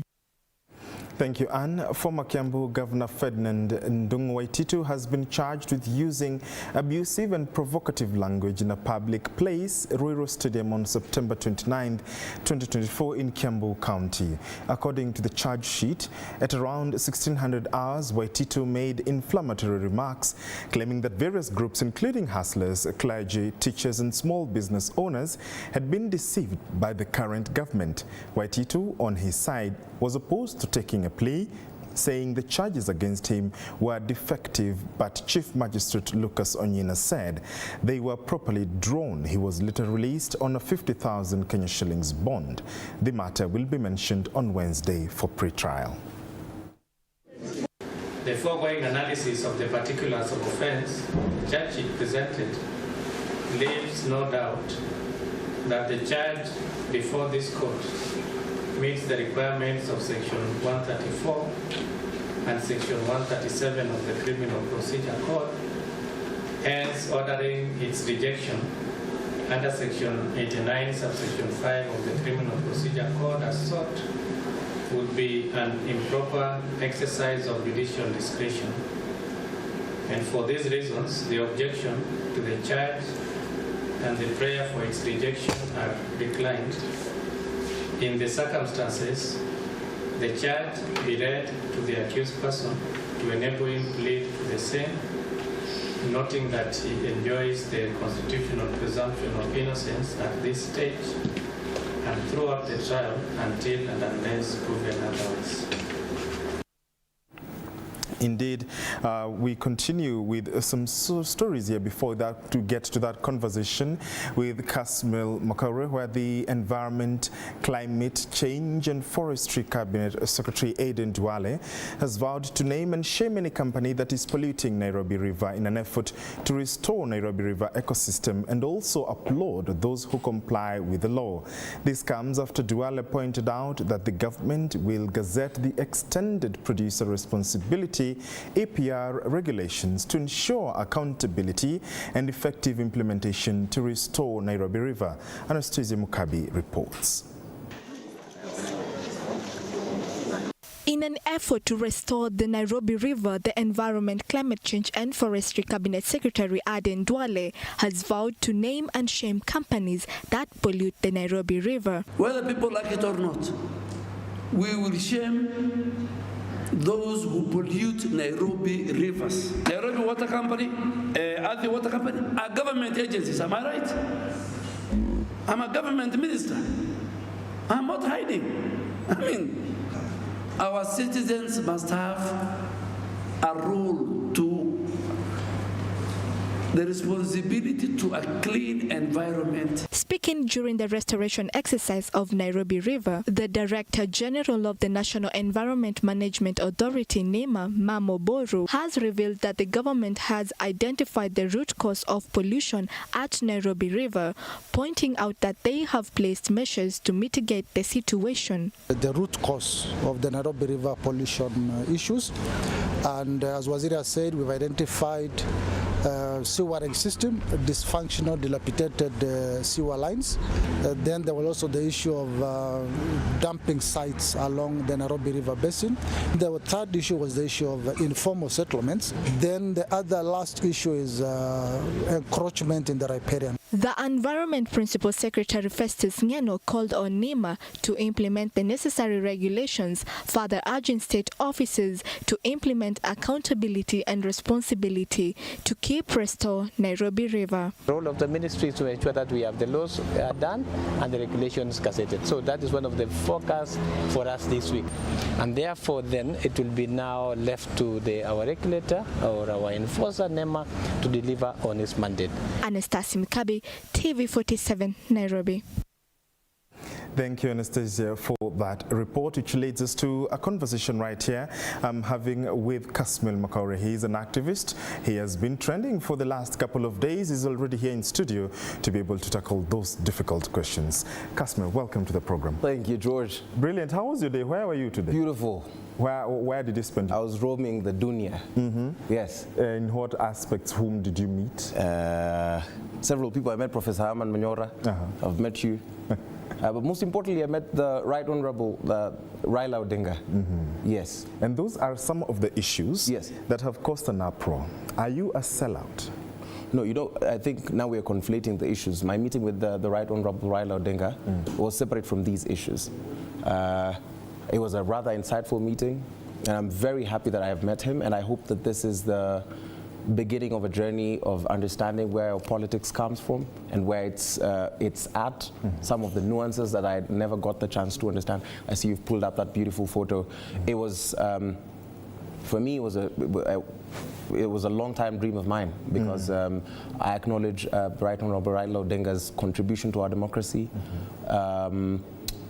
to the things that he's done to our election laws.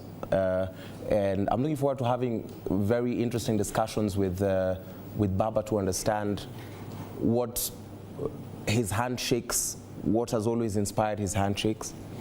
He gave me a bit of perspective with regards to his most recent handshake with President Ruto. What did he tell you? What was the discussion like? I mean, I'll divulge this in good time, but it's something that I'm still trying to understand. I'm looking forward to, we spoke a bit about our Gen Z movement and his constitutionalism. Unfortunately, just when we were just starting to get to where Kenya is politically in this dispensation, he had to rush for a meeting. So he rescheduled and gave me another date. And I think this is the beginning of political education from the actual players, which I've never shied away from saying, that I'm organizing to take political power, and who better to learn from than the people who are actually part of the political scene. Yes, and to your question, am I a sellout? No, I'm not. So why do you think Kenyans have so much rage? Even when you put the post that you were coming, you know, they even said, why are you hosting a sellout? Why do you think there is so much outrage against you? You know, I think Kenyans want to peddle sensationalism. They do not want to do anything based on facts, and that's totally fine. That's upon them. However, I'm also just a man, and I will go where I am respected, where I am needed, not where I am tolerated. That's one of the things which these past 4 months have taught me, especially being in this movement, because Kenyans have put me in a rather awkward position where I will fight on the front lines, and it will still not be good enough. Remember, 4 months ago, nobody knew me. People are threatening me with deplatforming as though I care. I had 400 followers on a platform like X, and that's why the other day I was telling them, I need all of you to unfollow that thing, because X was my place where I used to go and study philosophy, mathematical concepts, and just dabble with the sciences. Now I have to dumb down my posts so that they are consumable. I can't even use sarcasm on this page. So I was saying, reduce it, deplatform it. And I thought they were going to deplatform the whole thing by now. They're still following. And I said, I will not subject or submit myself to a movement that wants to own me when it is convenient for them. Okay. It cannot be that these are the same people who will make fun of my mental health and call me, they call me all sorts of vile things about my mental health. They will joke about suicidal experiences. They will see me go to the streets and say that I'm a government project, despite me never missing any single protest. They will see the state attempt to take away my life 4 times, while we are protesting a very key issue. When we were saying that we wanted the entire presidency to go, they reduced the conversation when it came to me to a simple marathon. I cannot, by Jove, submit myself to such a vicious people. And that's why now I was called nothing now. When Nane failed, when they refused to show up on the streets, because this protest did not fail, because we did not have people. If Kenyans wanted to come to the streets on Nane, they would have come, and it would have been a success. And then they call me a failure for not showing up for the post-Nane protests, after I say I will not show up for any other protest where I will lead any other person's child to their untimely death, after seeing what had happened. Then I am called a coward from running away from tear gas. I remember there's a man who met me last week when we were going to court to protest for Morara's release because of those flimsy charges that were leveled against him. A man, and there are some comrades who are there with me. It's I think around maybe 1 or 12:30. He's having his shoes shined and he says, Kazmal, I didn't know that you're a coward. And I tell him, men your age used to go to war. You are here sitting down reading a newspaper, having another man shining your shoes, and you dare call me a coward. It's the same treatment that the Kenyans have always given me. The Kenyans have never owned me. The Kenyans have never once. They're saying now that I have betrayed them, but they never once. They insisted that they're leaderless. What does betrayal look like? I'm only a young person. They've never given me any portfolio. Are you frustrated? Do you feel frustrated? I'm not frustrated. I'm just very clear. I'm just, that's why I was saying, I will not take some nonsense from Kenyans. You cannot give me, you cannot expect the same accountability that you expect from a member of parliament that you elected. Because now, the other day I was arguing with Nani, Wamushomba, online, where we have MPs who pass the most ridiculous laws, like things on SHIF and SHA, then they beg for media attention. They come to the media to posture themselves like activists. So when I'm on my space on Twitter, I'm typing and saying, this damn SHA and SHIF should fall. They're also tweeting, and they go on national television and say they do not understand. The same people who passed those laws, and when I call them out and tell them, you are the elected members of parliament, you cannot pass these nonsensical laws, then come back and act like activists because you're on our payroll. It is your seeming dalliance with this political class. Yes. Is also causing you headwinds. And I've never shied away from the fact that I am organizing to take political power. I will not take political power in a vacuum. It is impractical for us in this movement to think that we will replace all the MPs in 2027. We have shown that we do not have the incentive. We are not interested to participate publicly. We are not interested in matters that concern this country. So this dalliance, and I remember I apologized for it once, and now I've been seeing people cutting videos of that I made previously saying that I have made an apology. I make not a slightest apology. After Bomas, I saw somebody cut a little segment of a video. That apology that the public had accepted, now they are saying that they've rejected. And I'm saying that I am not shy to learn politics from people who actually know how to take political power. So what next for you? What next for Kasma? I think for me now, I think I will just continue learning, and I will go. I've made plans with men that I can trust. That's such a Peaky Blinders statement. But I am learning what the scape looks like. I am mapping out. I'm studying the data. I'm looking at this is how these people have been performing. These are the loopholes that we need to fill as young people. These are the places, the shoes I can fill. These are the constituencies which have loopholes. These are the strengths of certain politicians. These are the weaknesses of some. So that even if it does not happen in 2027, in our next election cycle or in a close election cycle, we will see that this is how we take political power. For me, I am not born to be on the streets to die, because Kenyans do not value me. That's what the Kenyans have proven to me. They do not value my life. They just look at me as a caricature. They want me to be running around, to be giving them memes, and one, they don't send me money. The government does not give me money to do whatever it is that I do. I have work to go to, but people, they will not leave the comfort of their homes. On that aspect, does this dalliance come along with any benefits, financial gain or whatever? No, it does not. Has anyone given you any money? Yes. I have received some money from some of these people that I have met. Okay. And even I have received money from Kenyans. There are people who keep on telling me I'm doing such a great job, and there's people who've decided to fuel my car. Occasionally someone gives you a 10 ngwizi, 20 ngwizi. That's totally fine. Yes, that I have received. Yes. But so when you look at the future, what do you have to tell those who are saying, and they are really saying that you're a sellout, and that's the tag that is hanging on your head right now? For me, I was called a clout chaser. I was called a government project. Do you think I care for the labels that they give me?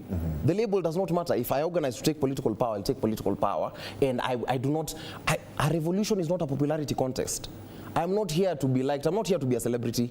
I am here to try and change what leadership looks like. And this is the thing which, now recently, these people have been trying to blow up my phone, but they have the wrong number, and I'm really sorry. Because even sometimes I feel so sad that it does not get to me that you kusalimio and whatnot. Because they accuse me. Let's think about Bomas. Let's paint a picture of what Bomas was. Just briefly. Like. Yes, no, that's totally fine. We had agreed as Kenyans that we would attend public participation and air our views. Yes. The views being that the Kenyans wanted to impeach the entire presidency. The venue was moved from KICC, it was moved to Bomas. I went to Bomas, and I get into Bomas and I encounter a lot of pushback. I'm wondering what kind of crowd is this. I meet the police, and people expect me to be militant the entire time. I was just trying to gain access into a building, and I asked them kindly, could you kindly show me where I can enter? And I spoke to them at kidogo at length, and they told me, based on how you've spoken, please enter through this other side. I was guided to that other side, and at some point, I get into the hall. And if you were at Bomas, which a lot of these Kenyans were not, you understand that that climate was really, you could not be using your phone. So somebody tells me that ule jenzi mwingine amepigwa. And now I came to learn after I had left Bomas that Morara had been beaten. I got onto, I listened to the ground and asked, what's happening here? A lady pointed out and says that, oh, na ule jenzi mwingine, he has come to, sikuwa amekuja kuharibu, tuta deal na vile deal na ule mwingine. So I ran into a VIP thing, and then I speak with one of the MPs who were there, and they were like, oh yeah. I told them I'm afraid. They kept my phones with their security person, and they invited me to dais. So I keep on asking Kenyans, this thing that they're accusing me of, where they said I walked into Bomas in a GK vehicle. I wore a very conspicuous tuxedo. I'm a very hard man to miss. I can be many things, but I am very elaborate in my dressing. How then, are there no videos of me entering Bomas? There are videos of me leaving Bomas, and I was escorted by the young men who thought that I was coming to advance a different agenda. And this is what I'm saying. This whole intolerance that we want to advance as Kenyans, I said I will not be party to. I've actually said this on record, that I will pursue the most peaceful method, the most self-sustaining method, and this includes dialogue. And this might sound very controversial. I intend to use diplomatic methods. Okay. So in pursuing police reforms, I will use dialogue. Until a point where dialogue fails, that is when I will go to the 5 seconds. So to the political class, yes, I will use dialogue. To the point where it does not work, I will go to the streets. To the Kenyans, I will use dialogue. Then we see how to advance this. So this question, I think if you are listening to me in this interview, and I feel I have been listening. Yes, because we are pressed for time. Yes. The answer should have come out. Yes, the answer should have come out, because now I would ask you, what is the classification of a sellout? You cannot call me a sellout if you never owned me in the first place, and that's why I've said I will only go where I'm respected and needed, not tolerated. So this whole sham that we are propagating on social media, where now people want to play tribal cards, people want to do all these kinds of things. If you want a leader who can be accountable to you, you have to invest and own that leader. You said that I was not your leader. You cannot call me a sellout for pursuing things, because I have a people that I had abstained from meeting. I have a home. I have a home base that I said, let me stay away from this home base a little, because I want to see if we can advance a totally different agenda. Brilliant. Now the people from my home base have called me, and they are happy to be with me, and I am truly happy to be with the people of my home. I'm truly happy to work with all the youths. I'm truly happy to unite the youth under a particular banner. But what I will not do is keep on risking my life for ungrateful Kenyans. Thank you indeed. That has been Caswell Makaure, an activist. Thank you so much for joining us on the program. That's the time we had for you. Thank you so much. We look forward to having this conversation. Thanks. In the future. Yes. Brilliant. I am George Maringa. We are taking a short break. When we come back, we will be having that conversation on the impeachment motion with Professor Herman Manyora. Please stay with us. We're back in a few minutes.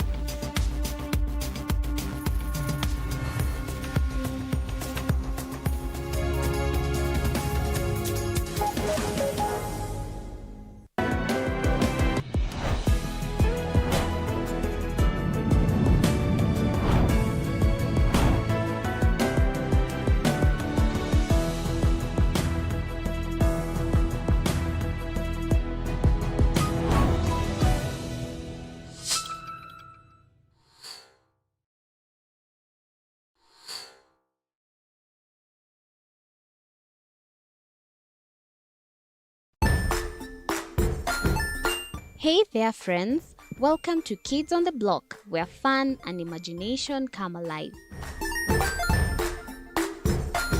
We dive into magical world filled with exciting adventures and awesome friends. What position were you in? I was number 2. What position were you? Number 1. He decided to cross the bridge by his house and look for food on the other side.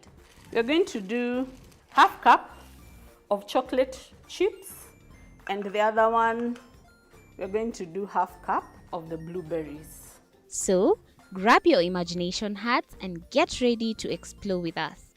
Join us every Saturday at 9 a.m. for new friends, amazing stories, and tons of laughter.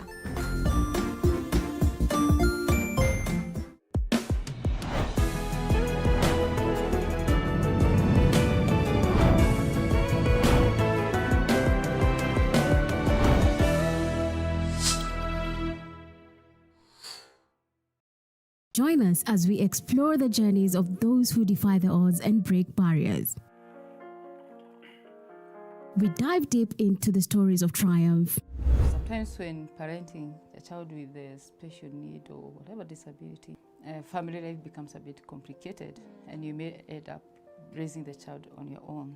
Here, we inspire. I have a farm which one we showcase with other dyslexic youths and autism, how to farm. Motivate. It's never easy, but what we do, the best thing is to work with another parent who has an elder child than yours. And break through the barriers one story at a time.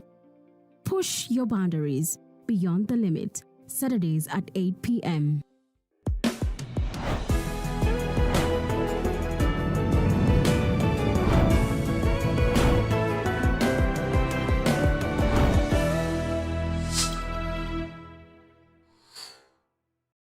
The Grind, where business meets brilliance. It's not just about the ideas. I was working as a shampoo boy. I used to wash clients' hair on the sink. It's about making them happen. From big wins. In primary school, when we would be asked what people want to be, I was categorical that I want to be a nurse.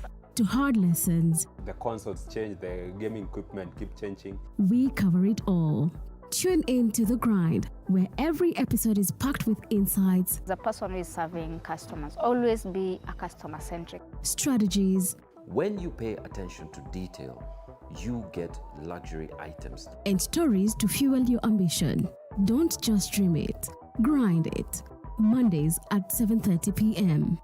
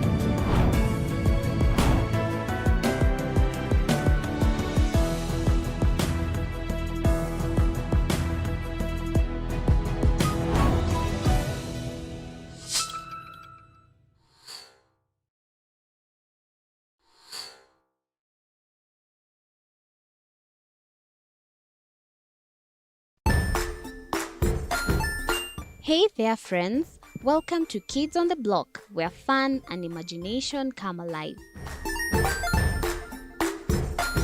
We dive into magical world filled with exciting adventures and awesome friends. What position were you in? I was number 2. What position are you? Number 1. He decided to cross the bridge by his house and look for food on the other side. We're going to do half cup of chocolate chips, and the other one, we're going to do half cup of the blueberries. So, grab your imagination hats and get ready to explore with us. Join us every Saturday at 9 a.m. for new friends, amazing stories, and tons of laughter.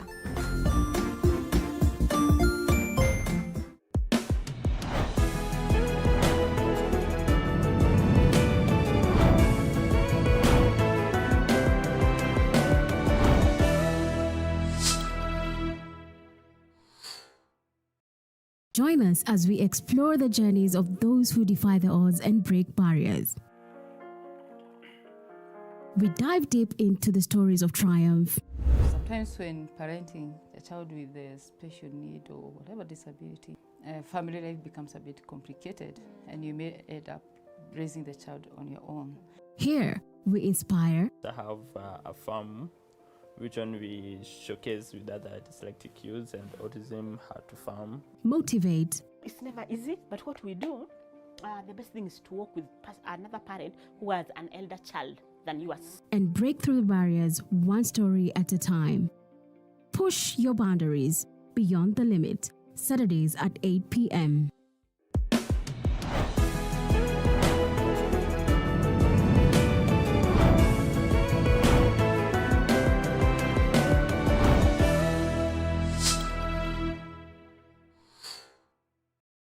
The Grind, where business meets brilliance. It's not just about the ideas. I was working as a shampoo boy.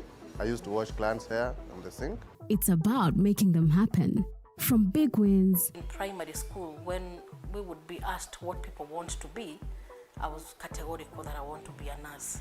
to hard lessons, The consoles change, the gaming equipment keep changing. we cover it all. Tune in to The Grind, where every episode is packed with insights, The person who is serving customers, always be a customer-centric. strategies, When you pay attention to detail, you get luxury items. and stories to fuel your ambition.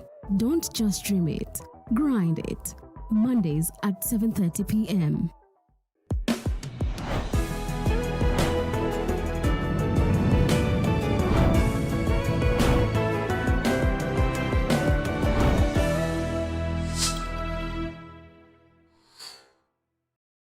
Jiunge nasi tunapoangazia safari za viongozi bora.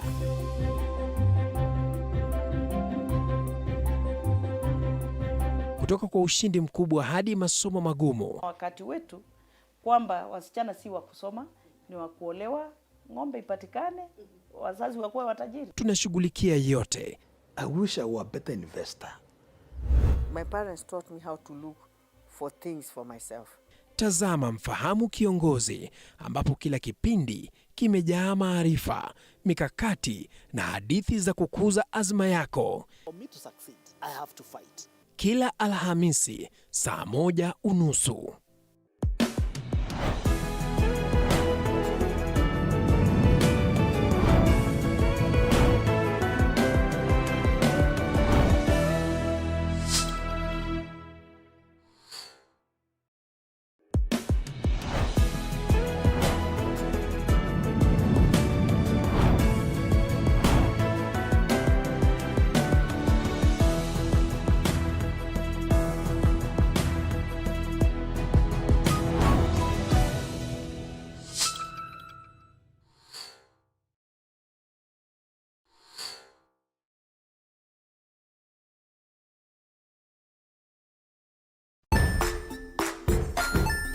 Hey there, friends. Welcome to Kids on the Block, where fun and imagination come alive.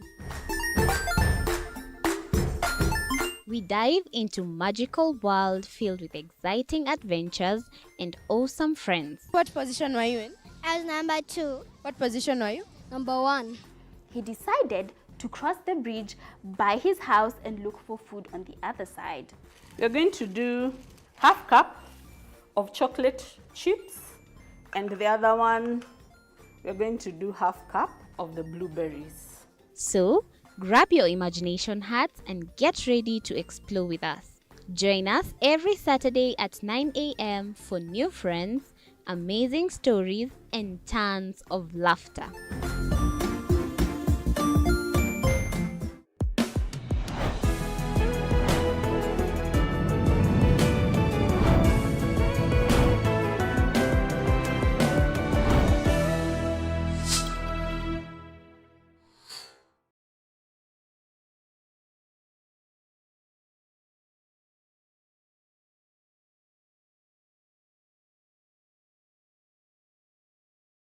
Prof, thank you for staying with us. You've been following what has been happening with your friend, the Deputy President. Yes. You said it was a good move. On the socials, I mean, opinion, of course, is variant. Some saying he shouldn't have disclosed, his cards before he went and faced off his opponents. Perhaps he should have gambled differently. Do you think that perhaps he danced too soon to the tunes? First of all, thank you for inviting me in this studio. I was with the same Rigathi Gachagua in this studio. Just a few weeks before the election of 2022. So this reminds me of those days, that time. I think, yes, you could argue that, well, why didn't he wait until tomorrow? Because then he has exposed his cards. But you see, there is a rebuttal that will come by way of, from the side of the MPs, especially the move of the motion. But he could also anticipate that. Maybe this is a bait. So because he will have the last word. Because the mover will perhaps respond at some point. And then he will add whatever he will add tomorrow. Will seal the fate of the impeachment in terms of, well, they could still impeach him, but not because he has not explained himself. I think he has done a good job. He has factually exposed the cheapness, the lies about the impeachment. All the grounds he's been able to explain clearly.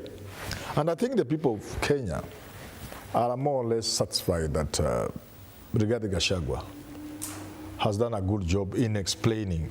So what Kenyans are now waiting for is for Parliament to pick out anything from what he said today. using facts, because he's challenging them on facts. If you say he owns this parcel of land in this particular place, and he says, no, it's not 80 acres, it is actually 30 or 29. And he has produced a title deed. You produce yours. You know, he's shifted the game from cheap peddled stuff to the arena of facts. And it becomes very difficult if somebody shifts you to that arena, where now let's not engage on cheap talk. Let's do it factually. Yes. You say I'm a short man, I'm 4 feet. And let's do it. I'm 5. Prove I'm 4. Each comes to their measurements. It's very difficult, you know. Yeah. So Parliament, I hope they will not just shout. They should be able to respond to each of those explanations given by Gachagua. And if what Gachagua is saying is true, and I'm using the word if, which he also used, if what he has said is true, then they have a tall order. It will be a tall order for them to be able to refute what he has said. When you look at the exercise of the articles of the Constitution that provide for impeachment, removal from office of several people, we've seen how impeachments have been handled in this country. Do you think they follow the spirit and the letter of the Constitution? I do not think the Constitution of the Republic of Kenya could envisage a situation where people could impeach a president or a deputy president on such a flimsy grounds. Because impeachment of a deputy president is not a small matter. And therefore, when they say gross violation of the Constitution, they mean exactly that. When they talk of gross misconduct, they mean exactly that. When they talk about crimes against humanity, or local or international, or for local international nature, they mean exactly that. It can't be about things that even children can laugh about. It can't be about having property worth 5 billion. Because since when did it become an offense in this country to own property? Since when? Since when did it become an offense for you to talk about your people? I mean, so if you look at the whole array of accusations against DP Gachagua, I don't think the Constitution would actually condone that kind of thing. Do you think then that this spells or puts him in crosshairs? Of course, there has been that, breaking of the dalliance between the bromance between him and the president. Do you think that exposing and talking about, say, the deal that he has exposed about the share, when he was justifying his shareholding, such issues, do you then think that they put him in a questionable position where one would say, okay, we will not involve him, let's assume he's not impeached. I will not involve him in X matters, because then if something comes, he will then expose what we agreed upon. I don't think there was any secret. He's alluded to the MOU of 2002, where Kibaki and Raila and the rest of the team had an MOU, but they feared if it was exposed, Moi will say these people are all about power. But this one was clear. We knew about 30% about my people of Western. I'm only wondering why I'm not a cabinet secretary. If we were getting 30%, I should be a cabinet secretary. But on a serious note, I do not think there's any secret about that MOU. We knew Mutua had an MOU. We knew King had an MOU with Ruto, and I don't think there's any secret. In fact, what people feared, the country was waiting for two things. Either he was going to be ballistic and then resign, or almost say nothing, to threaten, so that in case there is tomorrow, he can still operate with the people. Especially being ballistic and resigning is what many people were expecting. But it didn't happen. There's nothing he exposed. He didn't say anything. There's so much I don't know the leaders in this country as much as Gachagua knows them. Yet I know so much. Then you can imagine just how much more he knows about, say, Ruto, for example. So he didn't say anything. How much more of a political risk could he be staying inside government? You can look at it both ways. If he's not impeached or if he's impeached. If he's not impeached, which you can see these guys have the numbers. They could easily impeach him. If he is not impeached and he goes back to his office, it will be more or less like Ruto and Uhuru. I mean, it will be very difficult for Ruto, and Ruto is a human being. I can't blame him. It will be very difficult for him to trust Gachagua. There are many things that will be kept away from him.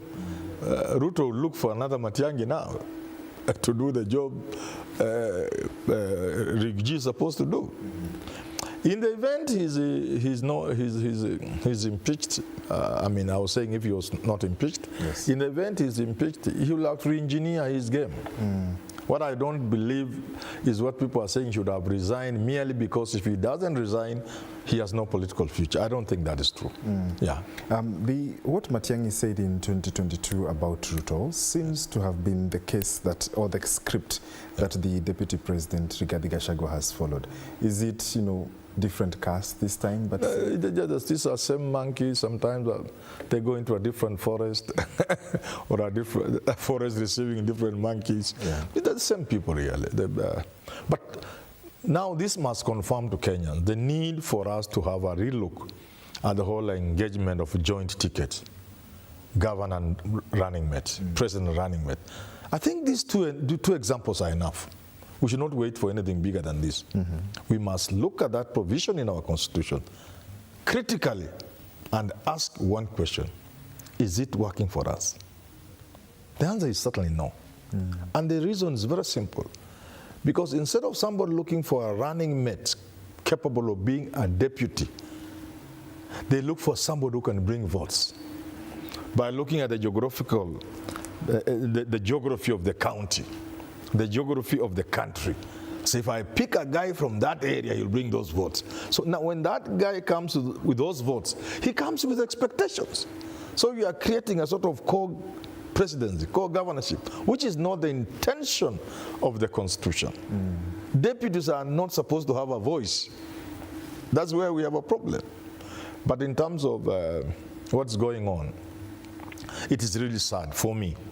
For me, it's very sad that the country can come this far and there's a danger of destruction. We can come this far on such a flimsy grounds. I would have expected Parliament to find really convincing, serious grounds for impeaching the president or the deputy president. Because he has followed the narrative of dead men tell no tales. Yes, He has literally assigned, responsibility and credit to his late family members, saying they're the ones who, he inherited these, and he's even quoted the figures. I mean, how safe is this? I mean, even as a parliamentarian, it would be difficult to argue with such a situation, do you think? It's difficult, and it's Parliament that has invited that upon themselves. Okay. Why do you bring issues you know can be difficult to prove? Why? In any case, what will be wrong with anybody owning property? Because if they have stolen, the focus should not be on what they have. The focus should be on the corruption or the theft, which I doubt is what was the focus in this impeachment. The impeachment seems to focus on the fact that within only 2 years, Rigathi Gachagua has amassed so much wealth. To them, 5.7 billion is so much. But they forget there are people in this country who are dollar billionaires. The same Parliament that is going to impeach Gachagua if they have their way, only a short while ago, listen to cabinet secretaries who had been reappointed, coming back after 1.5 years to say, okay, gentlemen, now I am worth 400 million. 1.5 years ago, you vetted me here in this National Assembly, I was worth 100 million. So I made 300 million in 2 years. I've made 100 million in 1.5 years. Excuse me, how did you get that kind of money? So how will the same Parliament now, having given these people who couldn't explain how they had made sometimes hundreds of millions in a spectacular 2-year or 1.5 year period, including people who have no other claim to business other than I had a law firm. And I asked them, for example, how much have you paid in taxes in the corresponding period? to convince Kenyans that you actually made this extra 200 million in 1.5 years or in 2 years, genuinely. So how is the same parliament going to preside over this impeachment when they're accusing Gachagua of making a certain amount of money in 2 years? And remember, the Constitution really is hard on inequality, on unfairness, on an unnatural justice. So that will not be, Parliament will have a problem explaining to the country the principle of fairness, of equality and equity before the law, of natural justice.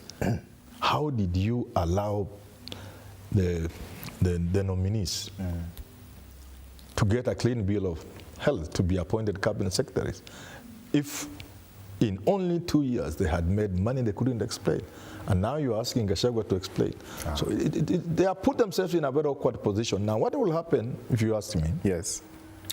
If Parliament proceeds, and I think they will, to impeach Gachagua, then the country will believe they have not impeached him because of anything serious or because of any grounds of impeachment. So they will be accused of lynching him, which is not good precedent. Kenyans want to know that when our state officers are wayward, and indeed they are wayward, when they steal our money, because they steal our money, you get it? When they loot public coffers, because they do loot our public coffers, when they do that, Kenyans want to know, we will impeach them. We will impeach them for doing those bad things. But when you bring flimsy grounds to impeach a deputy president, then you make Kenyans lose faith in a process that can save the country. We want to know, when the people are wayward, when we entrust you with the resources of this country and you steal, we should impeach you. Okay. Yeah. As we end up, Prof, before we, as we enter the home stretch, the DP says he made his money when this country was working. Yes. Is it an indictment on the government serving? Certainly. So when things were working. So instead of saying things are not working. But now, again, you cannot accuse him of being part of government and he's saying government is not working. Because our president has already been sacked. Because Ruto himself said he was not the president. There are many things that could have worked better during Uhuru's time. But he was not the president. So Gachagua is saying, okay, you see, me, I'm just deputy president. But true, really, things are not working in this country. That's what he said. I'm happy you picked it. Yes. That is what I call political bad manners. That's what I say. You see, a man and wife in their house who have children, there are certain things they don't do in front of children. So what our leaders are doing is bad manners. Because I want to tell you, this is just the tip of the iceberg. Whichever way this thing goes, it's going to get dirty and ugly. And like Wetangula said, Papa Aroma, it could get messy, noisy, and there would be casualties. And that's where we are headed, which is not good for the country. I would have loved a situation where our leaders sit down and resolve whatever differences there are, knowing that we are like the children. So certain things they don't do as we see. Like people had feared today, Gachagua was going to be what? Kulipua kila kitu. I'm happy he didn't. Because that would be bad manners. So where does this leave Kenyans, focusing on other issues of national interest, the Adani conversation, the conversation on the cost of living? Yeah, Kenyans are saying this could be a game. Okay. A game to keep our eyes off Adani as they go with our airport, as they go with the Ketraco, as they invade the health sector, the energy sector, and a host of all these things the government can deal with, like university funding, like the shift from NHIF to this animal called this SHA or SHIP, whatever it's called. There are so many bad things going on, and therefore this is to distract our attention so that we focus on the impeachment when really there's no impeachment. In fact, some people are saying, should Gachagua get off the hook, whichever way, they will know it was a game. You've had that kind of narrative. Yes. That conversation makes sense because, one, this is certainly not something important for this country. And that's why many of the people you witnessed during public participation, or the so-called public, many of the people who didn't want the impeachment, They didn't do so because they loved Gachagua. No, because they are saying we have serious challenges in this country we should be dealing with. Then you are distracting our attention, like we think we are children, and bringing this impeachment. And it gets even worse because the impeachment is baseless. There isn't a single charge that can stand anywhere. Granted, an impeachment is not a legal process. It's a political process. For that reason, even if you are ugly, they could say they are impeaching you because your face doesn't look presidential if you are the president. So, well, but Kenyans are wondering, surely, are there no better things?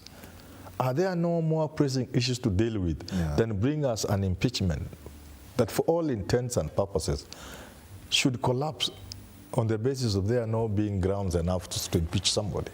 Yeah. And we, you know, just briefly, we are seeing the government machinery is really commenting on this. Cabinet secretaries, members of parliament, people who you would ordinarily expect to be silent.